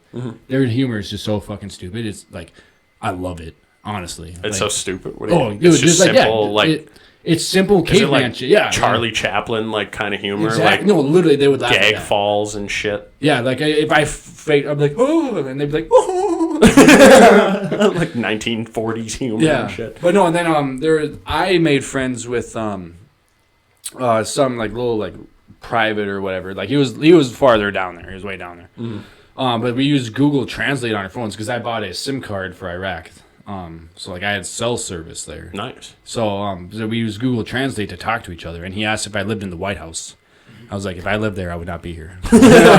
So no. Yeah, but no, yeah, he's cool. Like we played PUBG together. We added each other on PUBG Mobile. That's sweet. Yeah, we played PUBG together, and like so, like we'd go home from work, like he'd go wherever, and I'd go home, and we'd play, and then in the morning we'd be like, oh, dude, like, okay, I'm saying this as if we're talking, and like talking through like Google Translate. Yeah. Like, oh hell yeah, dude, like we got that dub last night, and like some shit. And that's cool. Yeah, but like that's really cool. How I first started talking to him is we were like talking to like everyone else, but he was off to the distance, and he walked up and he's like, only thing he would know. He's like PUBG, and I was like, did you say PUBG? I didn't even have it like downloaded. Yeah. Like I literally like he said PUBG, I'm like I instantly started downloading. I was like I want to play with this guy. That's sweet. Yeah. So he's That's like cool. PUBG. I was like PUBG. He's like PUBG. I was like PUBG. He's like PUBG. Like, PUBG. Literally, like that's how the conversation went. And I understand language barriers 100%. Yeah, it was super cool, but so hefty. No, he's married now. He was getting married soon. Cool. When we were over there, he's married now. He had a kid on the way. Super cool. Yeah, and he tried. So they had like igloo coolers, and we're not allowed to drink their water because there's like chemicals or whatever. So we can only have bottled water. Yeah. Or like not chemicals, but like bacteria and shit. But like yeah, he like gave me. He's like, "You thirsty?" I was like, "Fuck yeah, I'm thirsty." I thought he had like bottled water. No. So like he brings out this fucking just nasty, cooler, and just like fills up this nasty cup. He's like, drink. I was like, like delicious. Over the shoulder fucking. I know, yeah. And then like the next day, he's like, oh, like I was standing there, and he's like, oh, you hungry? I was like, oh yeah, I could go for some food, like some Iraqi food, Yeah. He's like, eggs. He's like, hard boiled eggs. I was like, yeah, sure. Yeah, fuck yeah, I'll eat those. Yeah. Grabs them off the top of the fucking fridge when it's like 140 out. Oh. Yeah, and just like opens it up. I was like, you know what? I don't think I'm that hungry. I was like, is this how you hard boil your eggs? That's a whole different world over there, dude. Yeah, That's but no, it's definitely different. Definitely really cool. Yeah. No, it was cool experiencing all that, and then we had tea with the Jordanians. We weren't supposed to, but like no, we were supposed to. Yeah, but like they were super cool. Yeah. And it was still the same language barrier. But I did have so we had like so there's one barber allowed, and like he's been like the barber for years on the base I was at. It was like literally like 40 people on the base. Doesn't he just shave your fucking head? Isn't that like No. You could get like fades. I always got just like a medium or high fade. Regular haircut and shit? Yeah. Oh no shit. That's crazy. Yeah. But dude, the haircuts there, I'll get to that. Amazing. Amazing. No, dude, like literally orgasmic. Orgasmic haircuts. Dude. But no, okay, so I told him. So I was getting a haircut there, and he's like, he had a little bit more of, he could talk a little bit more. And he was like, what's your name? I was like, Jordan. He's like, Jordan? He's like, Jordan? I was like, because we were in Jordan. I was like, yeah. He's like, Jordan. Like, I was like, Jordan. I was like, yeah. Like, I did want to add, I don't want to cut you off from your story, but that was it. Oh, okay. Yeah, you did actually tell me that story when you came back. I did, yeah. I wanted to ask you, you don't have to talk about this if you don't want to, but did you see like any action there? Yeah, I don't want to talk about that. Okay, that's totally understandable. Yeah, I mean, that's just like, God, that's so crazy. Yeah, the people you get to meet and like the things you get to see and just like. No, it's like that. I mean, I want to go. Yeah, I'm hopefully going to Iraq again in February. Like, wow. Honestly, like. Why do you want to return? Like, what's making you want to return? I don't want to say. I don't want to say part of the reason, but part of the like. So half is I don't want to say, but like the other half is like honestly like it's just insane. Like the culture over there, learning all that. Yeah. And honestly, like being able to help people. Okay. Like honestly, I like even like when I was in Minneapolis, like some random person would be like, they'd see us and like you could tell they got scared, and they start like either walking or biking on the other side of the road. And I'd be like, hey, you want some food? You want some water? Like I handed out so much food and water, like to homeless people, to random people, like. Oh wow, good for you. Yeah, man. no, Jesus yeah, well, like, Christ. yeah, like it was literally just like I just love helping people, and if you know me, like you probably don't think that, but I love it. So. Yeah, that's not like the first thing I would think of, but I can definitely tell. Like I've known you for years. Yeah. You're a fantastic fucking dude, and you Yeah. love helping people. Thank you. Yeah. You're probably like I've never actually asked you for specifics, like asked you for help specifically, but like I figured if I ever had like a flat tire and you were available, you would 100% give me a hand. I Like, literally like before I was activated, or like to go down to Minneapolis. I was like that Saturday I was supposed to go down to the cities to go do some guy's brakes. Like one of my buddies down there, his buddy's brakes. Like oh, you were gonna like replace him for him? yeah, because Oh, he's like not well, or like he doesn't have any money. So I was like, Yeah. fuck yeah, dude, I'll go fucking go. I don't care. That's awesome. I mean, like to help people and stuff like that. That's No, I just good. And fucking yeah, I love it. so the culture in Kuwait like similar to the culture in Jordan? Oh, Kuwait, yeah. It's like imagine like America, but like they wear hijabs. Honestly, Kuwait, that's just, yeah. Oh that's yeah, it? it's like it's a Western like Kuwait, like Okay. it's a Western country Okay. for fucking sure. How long were you there in Kuwait? Kuwait, I don't even know, like a couple months. Okay. If yeah, So you spent like a couple months at every place, like Yeah, a couple yeah. months Kuwait, couple months in Jordan, a couple months Iraq. Yep. couple months Iraq. Okay. And they're all sand. No, Jordan's more rocks. Really? Yep. More rocks and hills. Is it like mountainish? Or is it like No, hill? no, like flat rock, like if all like the sand got like crumpled up into one piece, or like a bunch of different pieces everywhere. Okay. So, like, otherwise there's that. I mean, like, yeah, they did have like little, like, not I wouldn't say mountains, but like hills, you know, some places. But the Jordanians fucking smart as shit. Yeah. Let me tell you. So, their laws there saying that they can only tax a house or business or like a building if it is completely finished. You know what they do? They half finish it, don't Yeah, they? no, they finish it, but they act like it. Like so, okay, so like I'm building a 1-story house. What I do is act like I'm building a 2-story and put rebar on the top, but like complete the roof and all that. Just put rebar on the top, so it's still under construction, so they don't have to pay taxes. That's fucking whack. Yeah, dude, that's why. Jordan or Kuwait? Yeah, that was in Jordan. Yep. Okay. That was Kuwait's like they're all filthy rich. They're all filthy. No, literally like every Kuwaiti is just like filthy rich, and then like It's not Kuwaitian?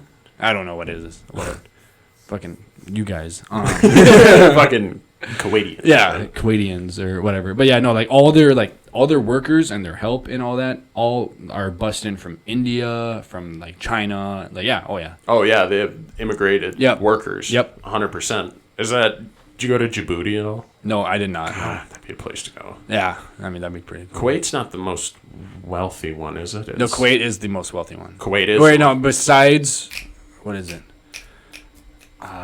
Saudi Arabia? I want to say Saudi Arabia. No, the place with the really, really tall buildings. I know Yep. exactly what you're No, talking that's about. Saudi Arabia. What is it? God, my friends went on vacation there. Where It is was that? it was where Fast and Furious fucking Yes. 7 was. Where is that? Oh my God, it's pissing me off. The very, very wealthy country in the Middle East, like the most wealthy. My buddy literally puked in a taxi and ran away there. It's small. It's a really small country. United Arab Emirates. Yeah. UAE. Yep. UAE. UAE, that's- fucking off my ass. Oh my God, dude. Yeah, UAE. Yep. Yep. Yeah, they have like that's where like those super tall buildings are, Yep. and like everyone drives a Lamborghini. Ugh. The cars drive a Wasn't that like, or Kuwait? I the think it's cars. nice. The cops drive a Lamborghini. Cops yeah. drive Lambos, and everyone there. If you're a born native resident of like the UAE, like Yeah. you get money for just being there. Oh yeah. Fun fact, actually, since you said that, in Kuwait, as a like, Say, like legal citizens like get paid to be there, don't they?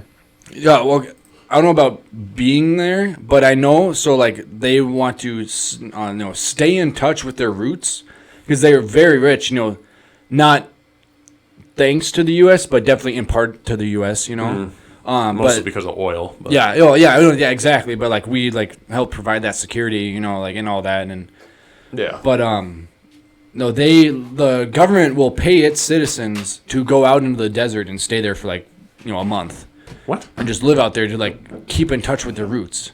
Just, But is that like that's a cultural thing? Or yeah, that's religious like thing? because that's how they used to live, just in like out in the desert, Fuck. But you think you're like, oh, like living out in the desert sucks. No, look, dude, like they'd have tent cities they have full on generators. They got AC. They'll have their fucking PS4s, Xboxes, and it's Damn. literally they just go out there for a vacation. I mean, and they get paid by the government to do And it. they get paid like thousands of dollars. Wow. Well, I mean, And it's so already wealthy. rich people. They're so wealthy. Yeah. The prince of like the UAE, I'm pretty sure owns that tower, and that tower is like one of the tallest buildings in the world. yeah, it like goes up above the clouds. It goes above Dude, the which clouds. that would be like insane because I got to go to the Kuwaiti towers. Yeah. And they're like gold plated and all this shit. Like it was, it's super cool to see. Like seeing you can see. Don't their women not have to wear hijabs there? It's in the building? optional. Yeah, Okay. it's optional. So like we saw some there, but like you could definitely tell. Dubai. That's what it was. Dubai. Oh, Dubai. That's what it is. God. It's not the UAE. That's where. Yeah, We're gonna flip it to the screen, but yeah. There you go. Yeah. Yeah. Burj. Downtown Dubai. Dubai. I went skating in Kuwait. Actually, Really? yep. And Skating. some of the people actually got to play against the Kuwaiti, ice skating. What? Yeah, Where? at the hockey arena. Oh, it's indoor. Okay. Yeah, that makes more sense. definitely not outside. I was gonna say, like, how the fuck did they do that? No, it's just a. Really? And they actually have a Kuwaiti national hockey team, That doesn't surprise me. and they suck. That also does not Yep. surprise me. Yeah, Trying to play Canadians who were fucking born on ice. literally, I breed hockey players, so nice try. Yeah, that's fuck. So you didn't go to Dubai at all, but you had friends that went there. Yeah, I could have, but I didn't want. I should have. Yeah. Just to go experience, but like at that point I was like, no, I'd rather save the money. So we got 4 days before we actually went overseas to come back home or do whatever. You could go do whatever, Yeah. but you just had to be back at a certain time. But and then while we were over there, it's called the Liberty Pass. Since we were there for so long, you get 4 days off, and you could go take a vacation, go do whatever, but you just had to be back by a certain time, Okay.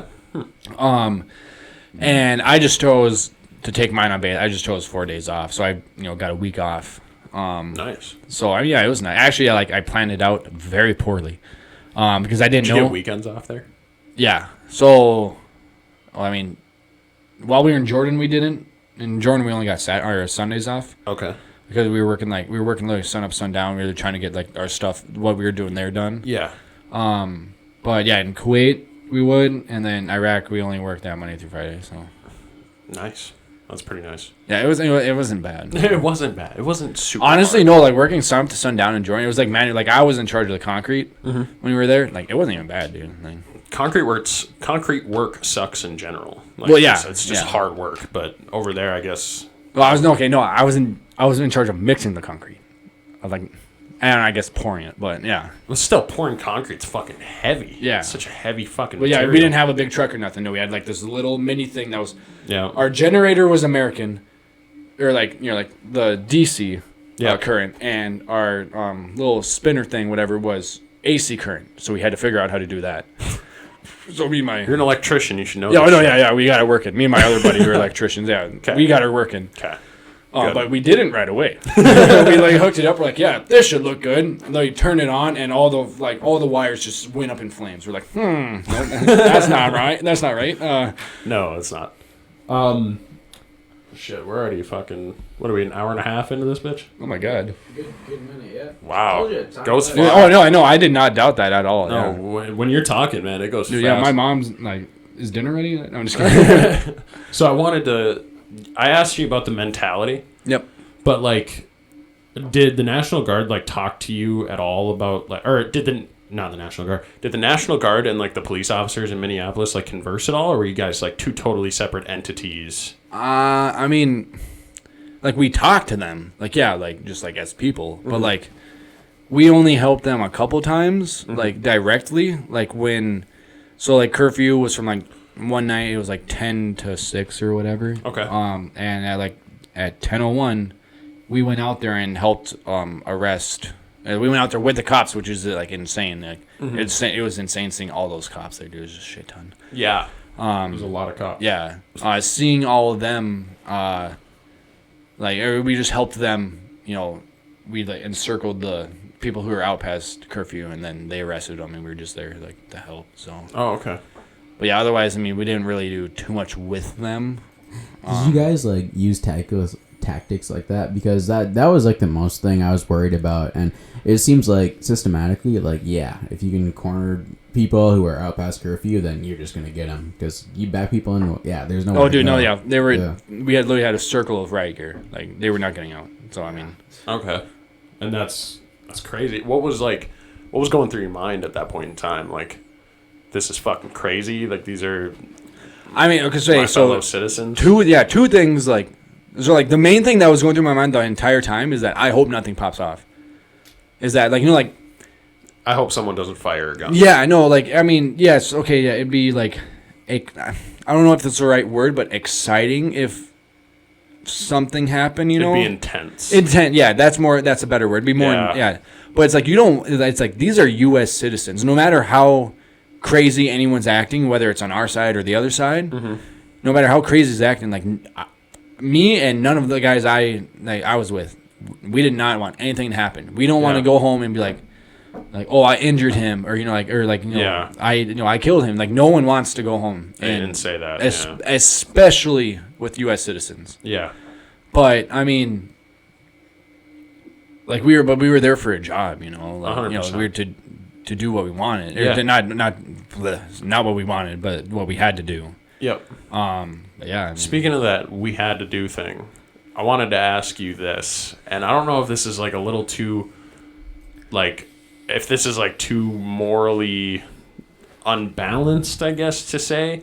I mean, if there was a situation that arose where the National Guard was ordered to break into people's homes and start taking people's guns, and if they resisted, or if you were supposed to, it's like, let's say.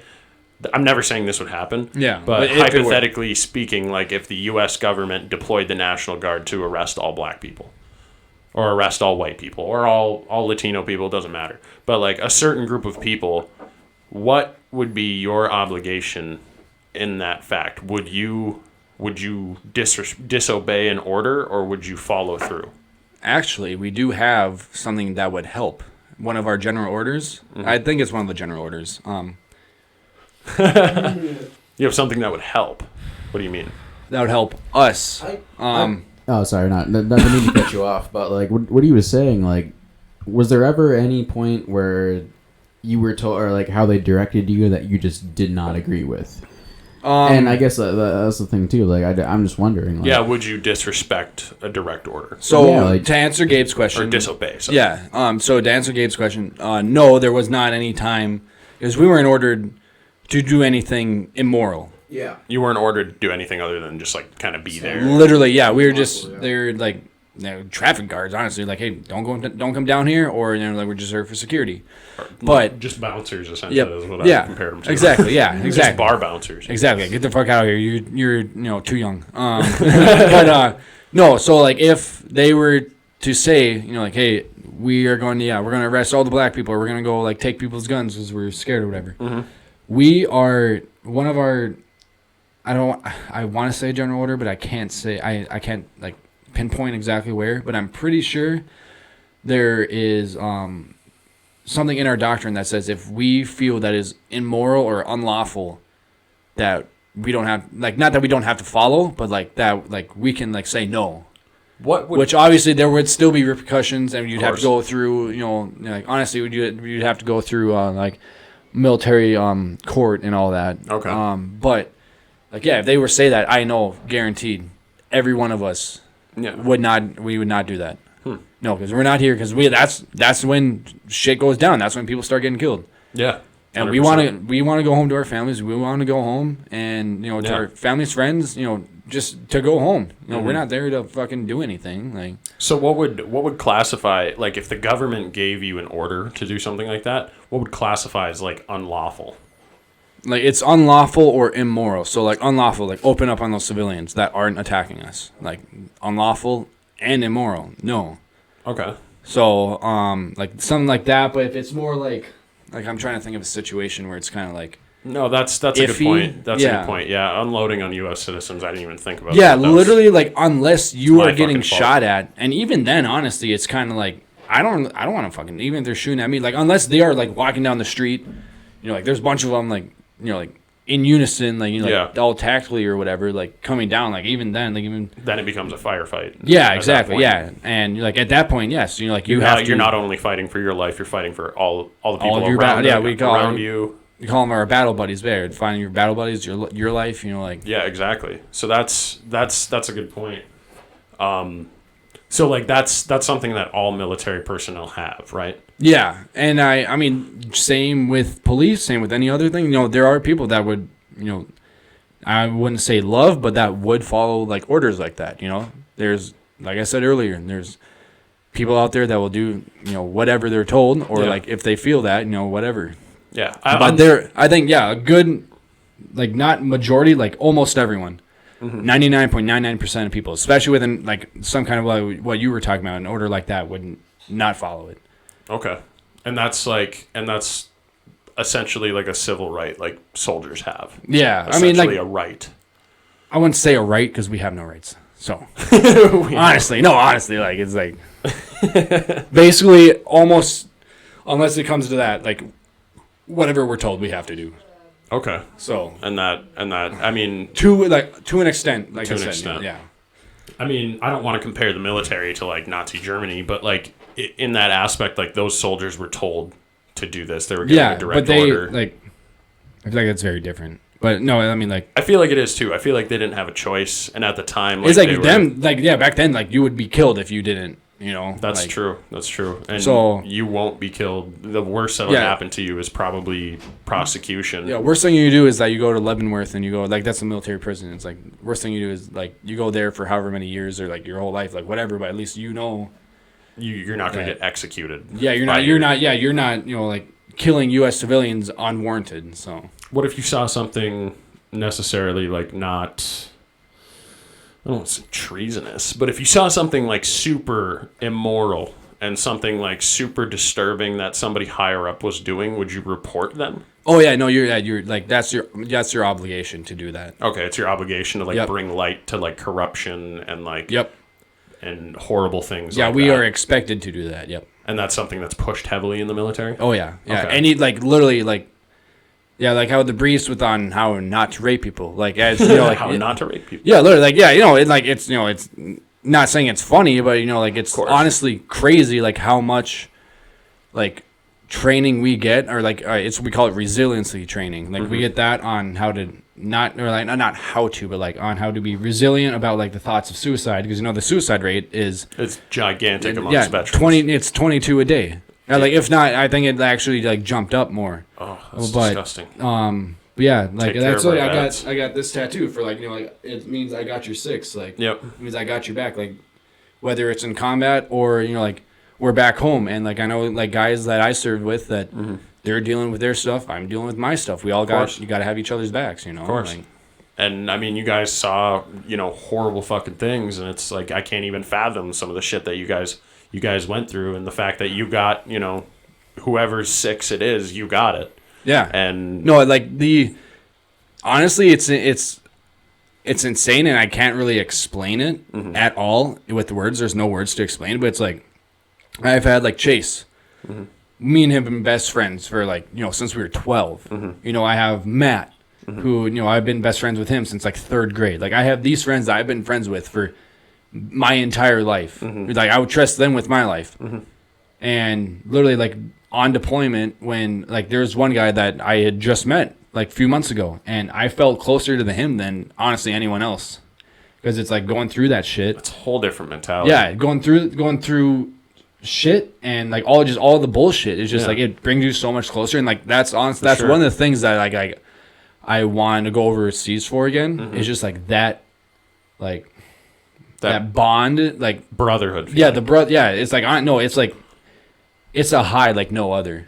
Yeah. Knowing that Oh, like God. I like literally like even if some guy I never knew, like I saw him in uniform and he's getting attacked, like I would lay down my life for him easily. Yeah. Like Don't know his name. I don't give a shit. Like, And I don't give a shit about his name, but I'm gonna save his life. yeah, I'm gonna do what I can. Yeah. Yeah, that's honestly like that. You're right about that. There is a high, no other like that. Like not back. Joe, the one that does the tech for me typically. Yep. He wasn't able to be here today, unfortunately. But Yeah. Now we're stuck with Gabe. we got Gabe. I'm the new Jamie. He's the new Jamie. But me and Joe roofed together for 2 summers, and like roofing's hard fucking work. Yeah. Oh yeah. And like I became really close to Joe, like closer to him than some of the friends Whether or that I not, have. yeah, whether or not you're sitting there talking or whatever, it's like you're just being through that shit. Through that, yeah. It's just like like suffering through the same things. It's like Oh yeah, Yeah, and it creates that bond, You guys you know? are suffering way fucking more than like I did roofing. Like all that was to me was just like I fucked up my feet a little bit, like, yeah, I mean, and I was sweating every day. Got Yeah. like 3rd-degree sunburns, but that's like at the same time, like we were essentially going through like our own little hell at that point. yeah, And no, when it's you go all yeah. when you go to hell with somebody and you come back, like You have that. you have a bond that's like stronger than No, blood. For sure. No, honestly, like definitely, like my one friend that I was with, Mm-hmm. like he was by my side the entire deployment. Like even before that, like we made good friends. We were like made friends kind of before, but like once we actually were deployed and like started hanging out and talking more. Mm-hmm. Like now he is my best friend. Like I almost moved down to the cities to go live with him. If this whole Damn. COVID shit didn't happen, I would be living down in the cities right now and be living with him. Damn, Like really? honestly, no, yeah. I'm glad I didn't. Not like I don't want to live with him, but like Yeah, I'm a 100%. small town guy, so but So- yeah, no, like that whole like easily, like he calls me like he'd call me right now saying guys are coming to beat me up. They'll be here in half an hour. Like I'm gonna get there as soon as I can. Mm-hmm. But like yeah, I'd drop everything. If I'm at work, I'd fucking lose my job easily. Just go down there. If he's just having a bad day, like You'd like, walk out of this podcast. Oh, dude. Well, yes. I'm not having fun. Mom, come get me. Mom can pick me up. I'm scared. They're drinking beer here. All right, yeah. One more.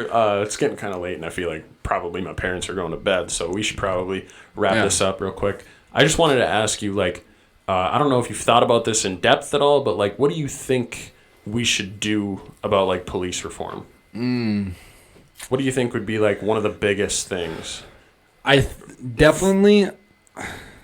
I mean, I'm not saying that there's like so much wrong with the police because I don't want to bash them too much. I mean, Of like, course. there's always stuff wrong with everything. course. Nothing's gonna be perfect. Not for everyone. Everyone has different views and all that shit. Exactly. But I mean, definitely like resiliency on like their use of force. Like I feel like You think? which I don't want to say that because I get totally like you don't know that person. You don't know how they're going to react. You don't know like they go to itch their back. You don't know if they're grabbing a gun or not. Yeah, Like that's a good point. you can't know. So you got to treat every situation as if like not saying that they have hostile intent, but like as if like they do have a gun behind their back, and that's why I feel like a lot of people don't understand. Yeah, that too. That's a good point. Like when, especially for police officers, like there's a lot more than what people want to admit that there's suspicion and you got to act with intent. I just feel like when you look at somebody, you might be over inclined to believe something else is like something bad. Yeah. Oh no, and like certain type. Of not people, even yeah. with Yeah. just Sure. with race, but you see like like okay, so like for example, you see black guy with his pants sagging, or if you have your like what you like movies portray as your typical like thug or something, Okay, like yeah. like you Just see give people mental image. yeah, like that's kind of Okay. they're not going to bed. No, we're fine. Like they just like I feel like especially with how the movies portray them too is like some people, like not all obviously, but some people would think less of them for not wearing a suit or being blue collar, whatever. 100%. But then you see like I feel like if a black guy was wearing his sagging pants and he was pulling off the typical Hollywood thug look, he would be treated differently by police if he was pulled over compared to a black guy wearing a suit. no, yeah, not even a suit, just wearing just like just having your jeans up or whatever. I'm not saying like I don't care what people do or wear, like, but I'm just saying like they have those, you know, like I want like not superstitions like or whatever, like they're like, but like you dress this way, so you must be like like this. Exactly, yeah, you must be like the stereotype. That's what the word I was looking for, like. So, and I imagine that's a lot of like, you know, what they've seen and what they've run into. Because if there's a police officer in Chicago, more or less, more often than not, that police officer is going to respond to violent calls and like dangerous situations from people who are, you know, who are potentially gang members, and it could be gang violence. Yeah, and like that's what I think people need to understand more. But like not saying that cops shouldn't like. Not should be like held accountable or anything. Like obviously be held accountable no matter what, no matter what you do. But it's like I think more people need to understand like you don't know.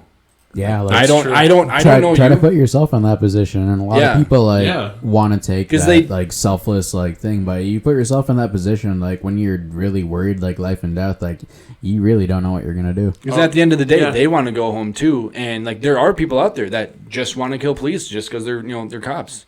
You know, like they're sitting there like fuck 12, you know, fuck the pigs, you know, like. Yeah, and I imagine there's at least one police officer out of like, you know, however many there are that are racist. There's at least one. Oh, definitely. No, at least. For fucking sure. But you know, but how many times though have, you know, like they've been like right with, you know, whatever they've thought, and that saved their lives because someone was about to try to kill them.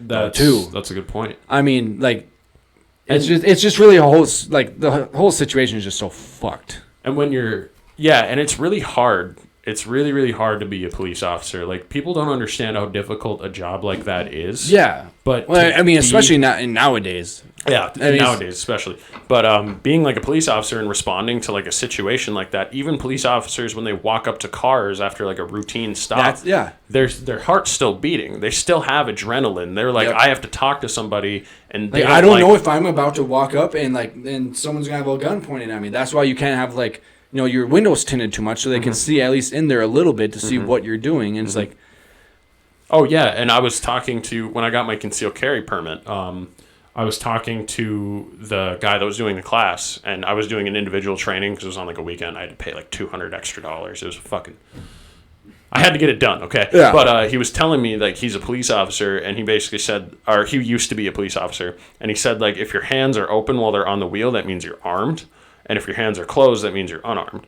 And that's just like a signage people use. Like, people know about that. Not a lot of people do and stuff like that. But he was just telling me, like, that's the basics of what you try to learn as a police officer. Yeah.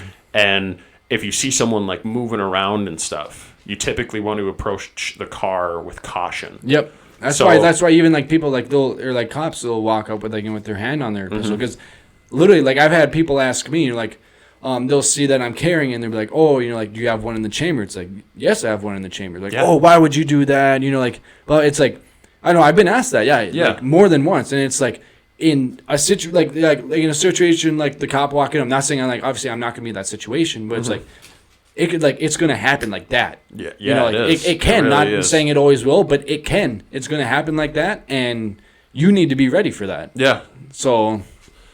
But at the same. I don't know what tangent I was going off of. Oh, but even like me, when I got pulled over by a sheriff and his partner that were in the same car. Yep.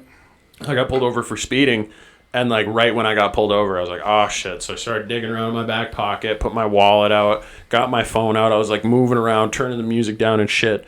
And then I put my hand on the steering wheel like this, and I was just kind of sitting there, like, tapping it. And I wasn't even thinking. I didn't have a gun on me at the time. I wasn't old enough to carry. And he walked up with his hand on his pistol, and his partner was probably a good 4 feet behind him, and he had his pistol out. Yeah. He had it completely out of the holster, like, ready to go.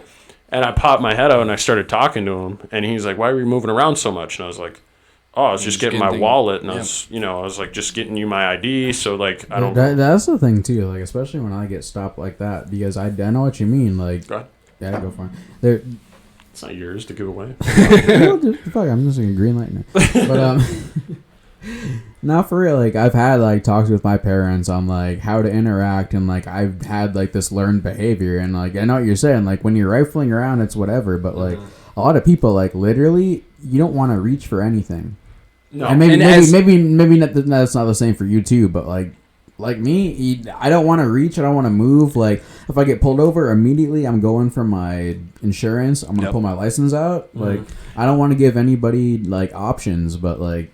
It's that mentality, like, and what you have to be trained how to like deal with even reasonable stops, like to make sure you can walk away with your life.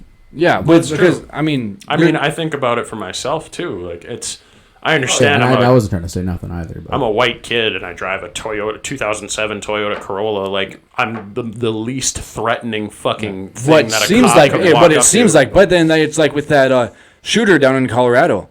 Yeah. It's like he's white kid, bowl cut. I mean, red flag. As bad as that is, but no, it's like he could be driving. He could be white kid driving a Toyota Corolla, and you would some cops would think nothing. And as bad as it is, I mean we need we need to get away from this mentality. I mean 100%. Especially cops, but like everyone. But it's like you see jokes about like like how black people need to act white or whatever. Like yeah, that's so grotesque. I know, but like there's like it is honestly, but that's what I think. I am completely down for whole reform, dude. Yeah, like I'm not saying like specifically defund the police or whatever. No, I don't think we should defund the police necessarily. I think it's a whole lot of politics about where they should put their money. Well, even then, the defunding part. Yeah. Well, no, I'm not saying like the city. I'm saying like where cops should spend their money more. Like maybe they should have more. Like how I have like every month when I go to drill, I have like a PowerPoint on like how not to rape and how or why I shouldn't kill myself or something. Like maybe cops should like once a week like have like some kind of something to help them understand more or because they're in that position of power, you know. So yeah, I think one of the biggest things for me that I brought up definitely in the last podcast that I was with, when we were talking to John Luke, I talked about how like I think we should have some sort of like peace officer to like police the police necessarily, but not even that. I think it would just be more of like somebody to kind of. They wouldn't have to stop on every single traffic stop. They would just have to respond to certain situations that could potentially end up violent. Yeah, that's what like you were saying, like somebody to because like you were saying like. And I don't think police. Yes, I don't think police officers should be allowed to write their own police reports. Yeah, that's what I was about to say. Like you said, like they literally get to almost dictate like what happens. Like on paper, like they file it themselves. Well, like even like today, like I got pulled over today. Like I got a ticket today. Oh shit. Yeah. Speeding. Yep, and you want to know where? Where? Which I mean, okay, yes, it is. Like I was literally entering the zone, the 30-mile-an-hour zone. So you're leaving. Don't tell me it was right over by the Frank Lloyd Wright station. No. Oh, that's right. No, it's even worse. That get cut off at Carlton or whatever? No, yeah. So you're coming down like going up to Hilltop. I was coming down, literally right there, dude. Unreal. That's like the biggest like speed trap around. No, not even a like. Are you like? Yeah, he's like, I got you going 42 and a 30. I'm like, I was literally like slowing down. Like, are you kidding me? Yeah. Like, okay, no, I get it. I was in the 30-mile-an-hour zone, but I was slowing down. Yeah, like, some cops are dicks like that. And I mean, there's going to be dicks in every. No, yeah, exactly. Like, and I mean, no, technically, yes, I was in the 30-mile-an-hour zone. That's why I'm. Technically, but yeah, you gotta like. Yeah, but it's like understand the circumstances. Like, you weren't like fucking racing. No, yeah, I'm not sitting there like still going 45, through town, or whatever. Yeah. It's like I was in process of slowing down. Yeah, that's so shady and shit like that. But even the George Floyd police report, I saw there was a tweet I actually have it on my phone. I can pull it up real quick. But they said I can read it out for you.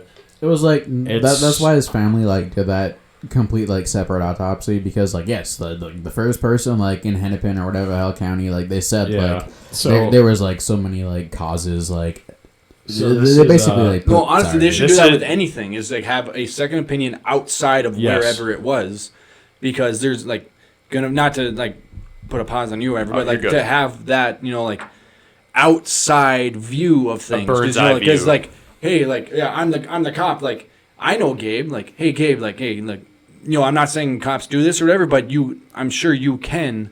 Or there's like in some places you're like, hey, like, add this, or like, or take that out or something. Oh, for sure. And just have like a person just stand there, not be a part of the situation, just see what happens and give a full recount, because this is exactly what MPD, their account of what happened with George Floyd. So the MPD account was, the man who died was in his 40s. Police were initially called to investigate a forgery report involving a man who was under the influence. When they arrived, officers arrested the man, who resisted, and he suffered a medical episode.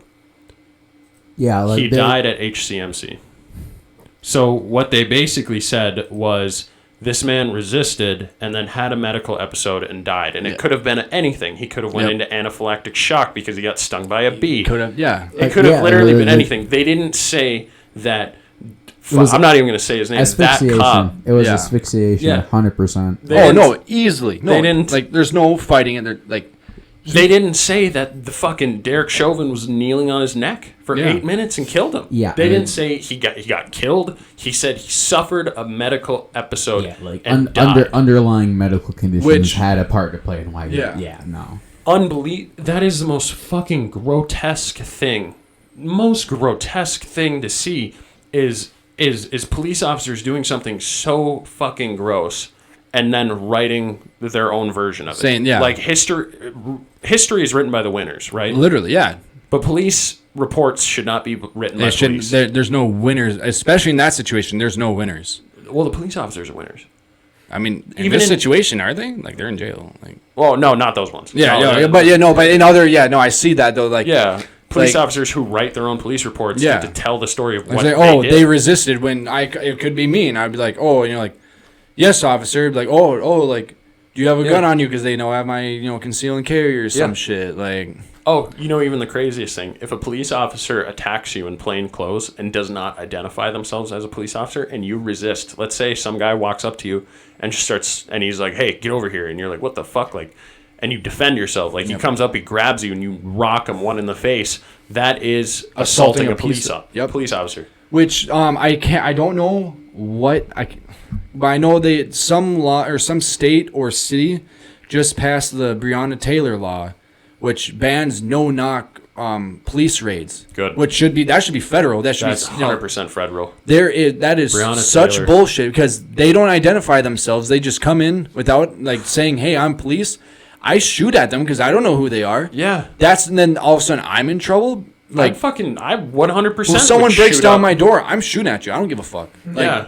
I don't know who you are. It's probably because they're probably coming in the dead of night. Yeah. Whoever it is. They did. They do. Yeah, they do for Breonna Taylor. Yes. They came in the dead of night for her. And I know there was 46 different rounds, something like that. Ridiculous. Well, that, and then 46. like same with there was 46 different. Yeah.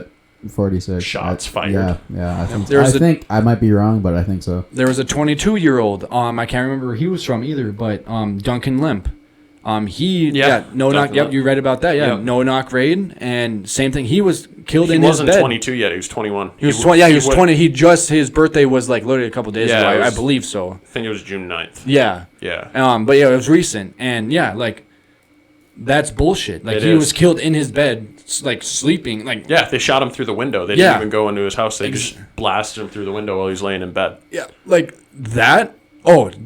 Every single 100%. I know that not every cop there was responsible for that. Yeah. Every cop should be held accountable for that.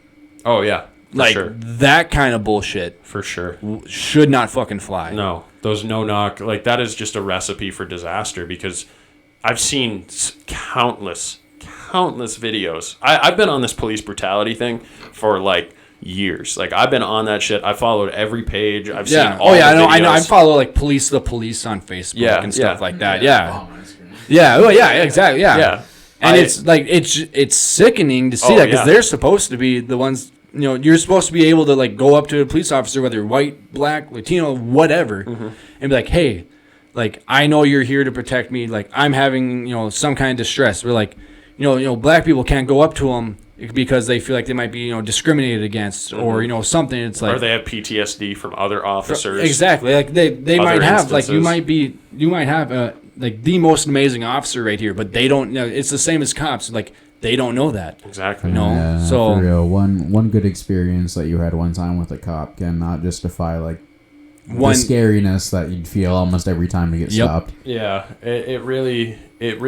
I mean, basically, the moral of the conversation that we're having here is there's just two sides to every story. There is, yeah, and like you can't, like you have to understand both. 100%. Like that's the main thing. Like good and bad, but like this whole issue is not black and white. No issue is. Yeah, no, absolutely no issue is. Not a single issue is. Whether you're fucking in the military and you did something wrong, or you're a police officer and you did something wrong, or you were a protester and you did something wrong. But also, the media is so dead set on showing what's going wrong. Like, why can't we show us, like, hey, like because that's what gets you views, man. I know, like I know why, but it's like also why, like because they need to make money. They need views to make money, which is bullshit. So people should be able to. People should be happy to see like, oh, like cops fucking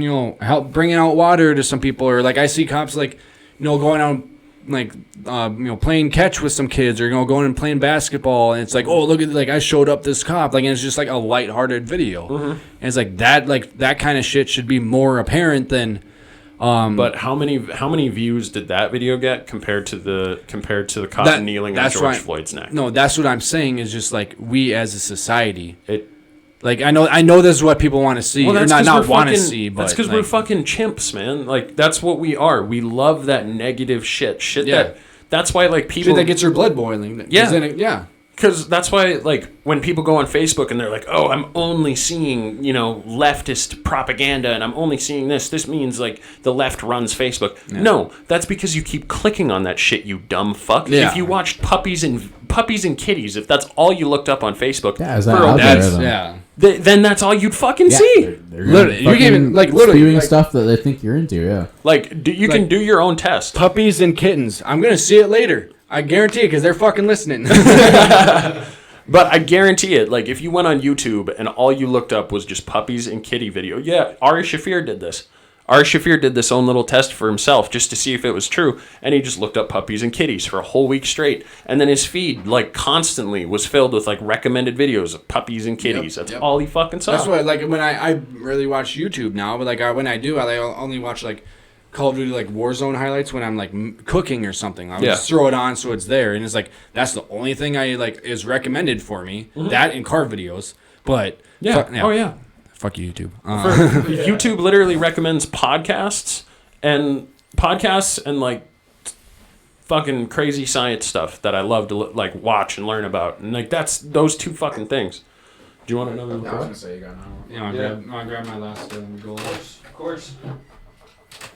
But that's like one of the biggest things people don't understand about like where the internet is at now, because the internet is still so fucking young. Dude, literally so young. Like, social media is even younger, but like the internet as a whole, we're like damn near. So much has happened.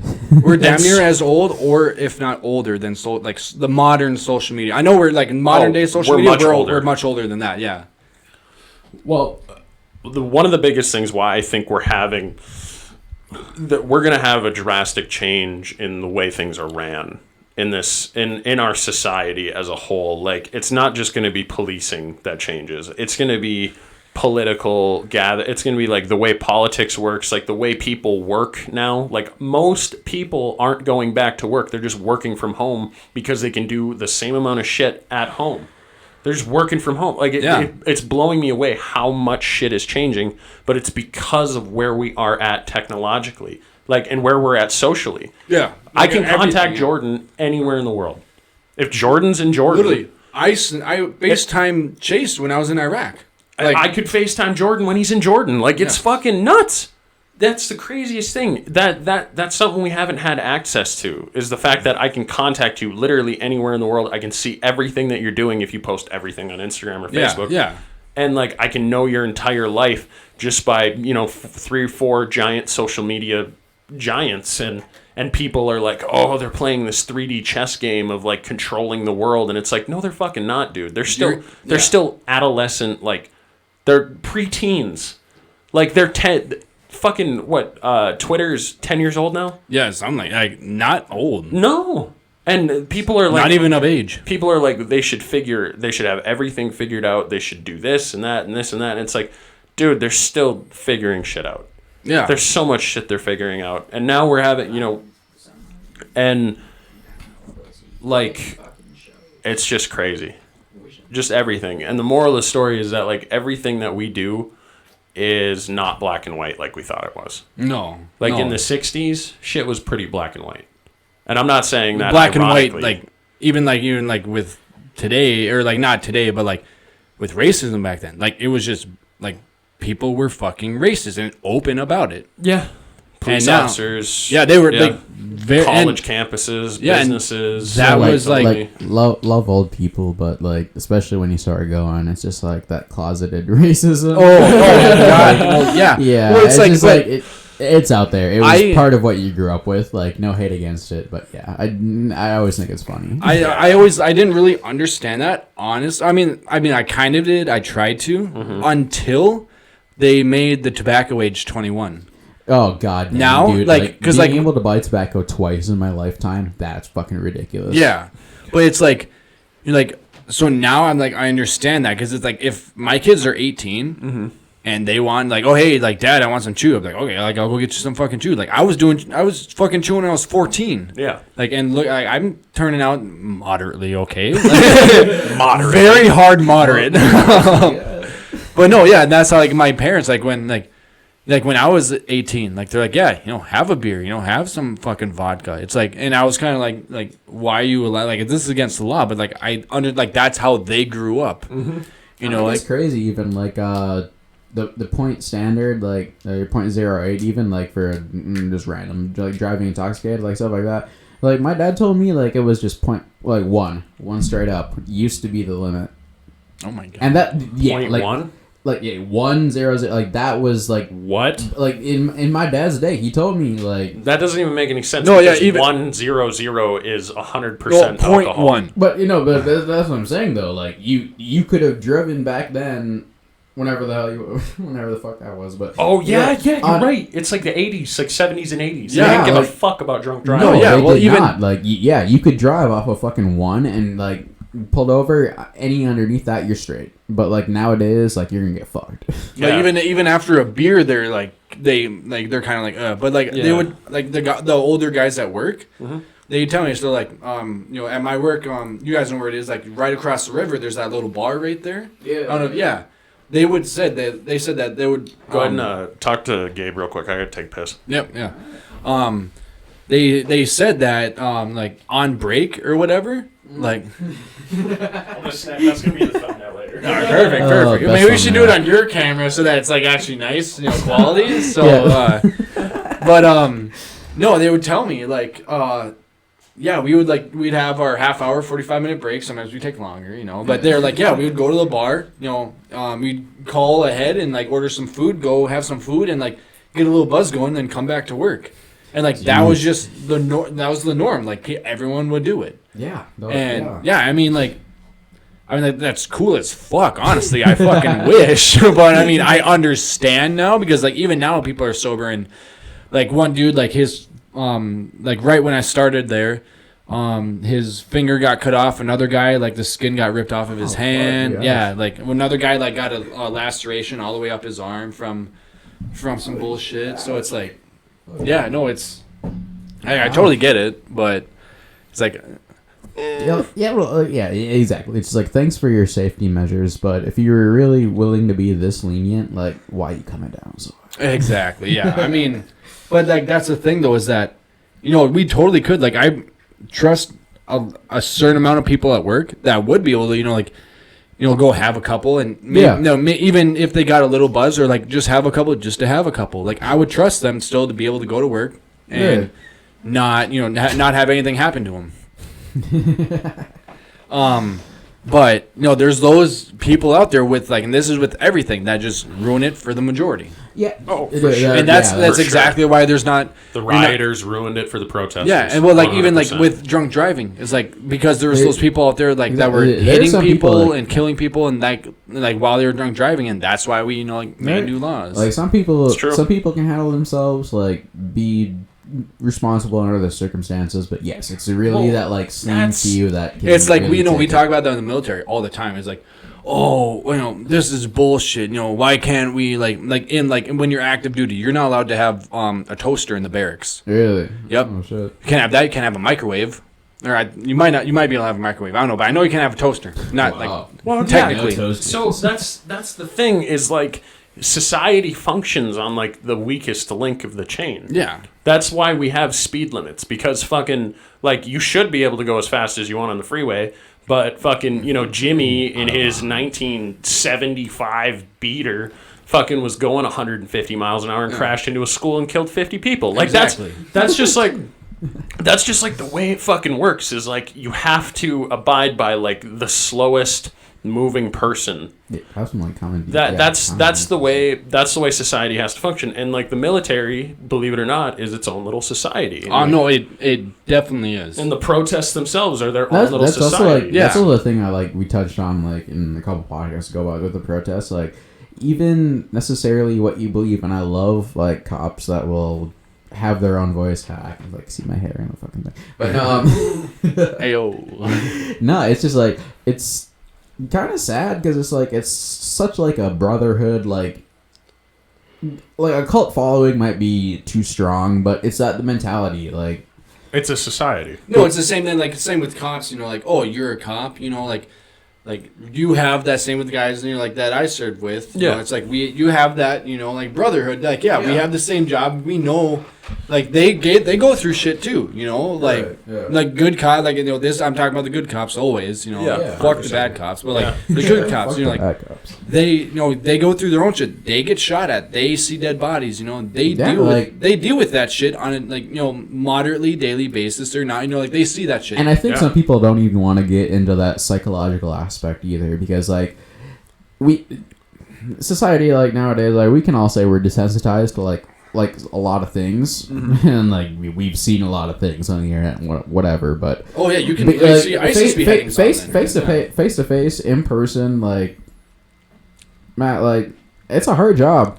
And that's why I respect police officers 100%. Yeah, I love the police officers. It's literally with everything. It's everything. Yeah, everything functions that's what I was saying. A society functions on the weakest link, on the slowest person, literally. And it's just that's how it has to work. If it doesn't, if it didn't function like that, we would be just offing people or putting them in camps like Nazi Germany. We would just be fucking chaos. Yeah, it would just be absolute chaos, and it would just be complete cruelty. That's what it is. And if we want to be compassionate human beings like we are, not methed out fucking Nazis, we want to let fucking people. We want to let them do their thing, and the only way to do that and let everybody do their thing is abide by the weakest. We got to give people as much freedom as they can, but then you still have to you'll put that into the equation for the weakest link. All right,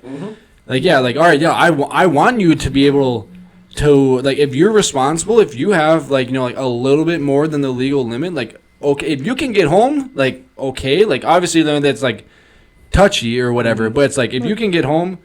Okay. Yeah. But then there's that one guy that will just no control. I'm I'm 0.01 over the legal limit. Just fucking hammered. Yeah. I've had 3 beers. I'm gone. But that. But then you get that one guy that fucking would blow a .44 and drives home. And just fucking kills a school bus full of kids. Ugh. And it's it's you have to abide. And that's why you got to understand I'm sure people back then when they made a limit, people back then were oh fuck that, I can drive drunk fine, Oh no, guaranteed they were like that. It's with anything that happens. anything. Yeah, that's Anything like that happens, like oh, you're everybody. yeah. Yeah, that's yeah. you're not allowed to have 12 cans of pop in that mini fridge. It's like fuck you, I can have 13. Like I don't know, that's some dumb shit, but like yeah, it's like the same sense though. It's like all right, since we're probably going to be wrapping this up soon, yeah. I wanted to ask you a question. All right. So I read somewhere that like the U.S. military, comparing it to other military personnel, like any other military, let's say you were compared to like the Iraqi military. Okay. Yep. Your worst, think about like the worst guy in the platoon, in your platoon. Like think about It's like, better than their. it's better than like their average. It's still better than most of their military. It all depends on what country. Definitely Iraqi. Oh yeah, our worst guy is definitely better than their best guy. For sure. Easily. Oh, easily by a lot. Just far more train. What is it? It's not even the training. It's just like I want to say just our culture Okay. is more. I'm not gonna say advanced or anything, but it's like I don't know how to put it in words. Okay. To be honest, but it's just like we just understand things more, like because they have We have a better system. Yeah, I mean, like, not saying our system's like amazing or whatever, but like I do think we have a better system for, especially for like stuff like that, and like they try to beat the stupid out of you in the military. Yeah. They try very hard, but I still got her. Can't beat it out of me. But no, like they try to like very intently, and like that's what like they have with that, like the UCMJ, the Uniform Code of Military Justice, and like that tells us what we can and can't do. With that, like that's like more. Oh yeah, thank you. I'm not gonna take a rip out of that. Oh, I got, of course. But like that's like a scare tactic, honestly, kind of. That like if you fuck up, you're going to jail, and like if you join the military, you don't really want to go to jail or nothing. Like obviously, I mean, there's some people. We did not talk about a lot of stories that like would fucking be awesome. That like about like my time overseas. Yeah. Oh, this isn't going to be the only podcast you do with me. Oh no, God no, no. God no. Oh, you'll be back. Next up, Jordan number 2. yeah. But no, Episode like 2. It's I read that and I was like, there's no fucking way. Like it's just like our. it's your system of training, and it's the materials that you have, and it's like, and it's I think it's mostly due to the training, because like the training is rigorous, but at the same time, like at basic, they're trying to weed out the weak. No, dude, like honestly, not joking at all. Like, so I was super out of shape when I first got to basic. Like I did not prepare for it at all. If I could have rung a bell or done something to leave, like right away, I totally would have. Like, because I did not run. I smoked an insane amount of cigs and like whatever. Like I was just like gone. Ripping darts. Yeah. That's what I can't believe about like basic and all that, because like I didn't. Not that I've too seriously considered, but like everyone tells me like you gotta leave the basic and do whatever. Like they make it seem like it's not like crazy, especially if you don't like, or if you're not in shape, kind of. They just make it seem like it's not a big deal. But I feel like no, that would kill me. And it was definitely a shock factor, because they picked us up from, it's called reception. You're there for a couple of weeks to do all your paperwork and get your uniforms and stuff like that. But so they we were lined up. Our drill sergeants come and pick us up, and they load us onto a bus, and we have to dig our face into our bags, and you don't know where you are, blah blah blah, and we got off, and they have like smoke grenades going off. They got these fake mortars going off, and stuff. Yeah, it's just like, so it's like pa pa, and you're just like, literally like as soon as that bus stopped, all they do is they're screaming in your face like, get the fuck off my bus, like blah blah blah, like. And I had female drill sergeants like that were on my bus with me, and I was so scared and turned on at the same time, dude. Like stop yelling at me, but please continue. Like, I don't know if I'm scared or horny or both. No, literally, no, it's definitely both. But no, like definitely. So we had to run it was honestly felt like 5 fucking miles. Oh. But no, so we had to carry our bags, which is we're insanely heavy. Like if you think you have packed a bag good, you have never packed a bag like the military way. I'm telling you right now, dude, I could fit probably my entire closet plus my military stuff in one bag And you would look at that and be like, you'd be like, no way that's been in there. You would not think that, yeah. What easily. Is it like fucking? Is it like the hand? Is it? It's it like the a non-technological version of like space bags? Basically, yeah. But no, it's like you just jam shit in there. But it's like, but yeah. So we had to run around and like we had to hold on to those bags. We had to run around a couple times. It was I don't even know like the PT field a couple times, and we got in there, and. So we went into like this big bubble or whatever, and we got in there, and then you got to like hold your bags above your head and stuff, and it was hilarious because one drill sergeant came up, he's like, "Hey, you look tired, you can drop your bag down." So it's like, yes, drill sergeant. So I drop it. Instantly, another one comes up. Where the fuck are you putting your bag down? Blah blah blah. And I was like, I don't fucking know. I don't know. How do I tap out? Like, but yeah, no, like that was the worst. But then after that, dude, it's like. It's just that shock factor. That's what they tried to get you with. Okay. Definitely. But it's really like basic. Like, I wouldn't want to go through it again, but like I would. It's like it's so fucking insanely easy. I kind of want to get you and River on the podcast to tell like basic stories. Oh yeah.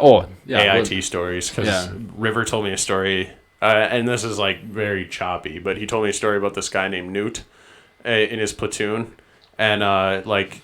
They were all sleeping in like the same bunks or whatever, and he was like shaving, and he like shaved his sideburns up to like where they're supposed to, but he fucked up, so he kept going up, and he went like to here on his head, like above his temple, like straight up across, and it was super noticeable. And they like got up, they're like, "Oh, Newt, what the fuck?" Like. They like all talked about it. They're like, "Oh, should we shave our head like that too, so we're all in uniform?" And they're like, "No, that's literally like you don't know if you fuck up. They're like, should we all fuck up or like literally like because like you were supposed to be in like unison or like like you're supposed to be like the same. Supposed to be one. Yeah, you're like one battle or like one unit, one fight. Fuck you. Yeah, but fuck you. Yeah, but no, like that's what you're supposed to do, and like. Yeah, no, like I would be down for like telling like fucking basic stories. We had like people like breaking into a drill sergeant, some offices to steal back their phones, and like we were allowed to go to church on Sundays, and like people would like dip out on church and go to the PX, the military Walmart, and go buy candy and dip and all that, and like they got caught and like a bunch of shit happened. And, fuck. Yeah. Yeah. And then basically what happened was they just like. They're like, we'll just put him in the fucking back of the lineup or whatever. We'll try and hide him, and then like their drill sergeant comes walking up, and he's like, "All right, guys, today," and he's like looking down at his clipboard, and he looks up and he just stops, looks up and stops because he sees it right away. Yep. And he's like, "Newt, get the fuck up here," and he walks up to the front, and he's like, "What the fuck, Newt?" And then like two other drill sergeants come up, they just start laughing at him like hysterically. They're like, "What the fuck is wrong with you?" And so they go get the fucking, like, the top of the line drill sergeant that's, like, running everything. They, like, go get him. Yeah, they, like, get him, and he comes over, and he just starts busting out laughing so hard. And then they made him run, like, a bunch of shit. Which is insane, because they made us stay bald the whole time. Wow. Yeah. That's crazy. I was a penis head, dude. I was a penis head. During graduation day, when, so, like, my girlfriend at the time, Caitlin, like, when she saw me, I could literally start, she's like... Gross. Like, I'm supposed to fuck him. like, yes, woman. I got too much hair for like any sort of military. I'd hate for them to take this away. Yeah, no, yeah. That's why you're not allowed to like. You wouldn't like that'd be out of regulation. Like even my hair now is out of regulation. Like, really? Yeah. Well, yeah. When I was in Minneapolis, it was like this. And it was like this. Yeah. Well, I was just. And like, I got talked to. No, I didn't get talked to, but they definitely looked at me. But there's like guys that I saw like had like really shaggy hair, like. Yeah. I was just like, oh, no, I don't give a fuck now. Like, there's someone that literally, like, that's the mentality. Like, am I the most fucked up? No? Okay, then I don't care. Like, yeah, exactly. That's good. That's a solid mentality. Well, I'm glad you fucking came over, dude. This is awesome. Yeah. This is a good fucking podcast. Yeah, I can't wait to fucking leave. Yeah. Anything you want to, like, promote or anything you want to talk about before we go? Like, no. If you want to fucking get, like, into the mind of vets, though, like, and see our humor. Okay. Which is very dark. Oh, mine is too. Don't worry. Oh, no, like, I'll have to show you this movie. I'll send. It's like it's a vet-made movie, but okay. Watch some Vet TV. Vet TV is fucking hilarious, dude. Is that? Yeah, I actually didn't mean to. I meant to wear my golden shirt, but I just was wearing this, so I was like, whatever. I like it. Yeah. Best Yeah, in no, I bought a television. subscription to it and had that. But also, drink McGolden. Fuck you. Oh yes. Hell yeah. There you go, yeah. Otherwise, that's all I got. So, I mean, thank you for Well, having yeah, me and Fuck, shit. Thanks for coming on, Good, man. Yeah, I can't wait Good to time. come back Guys, again. Good one. Yeah. We cut it now. Peace.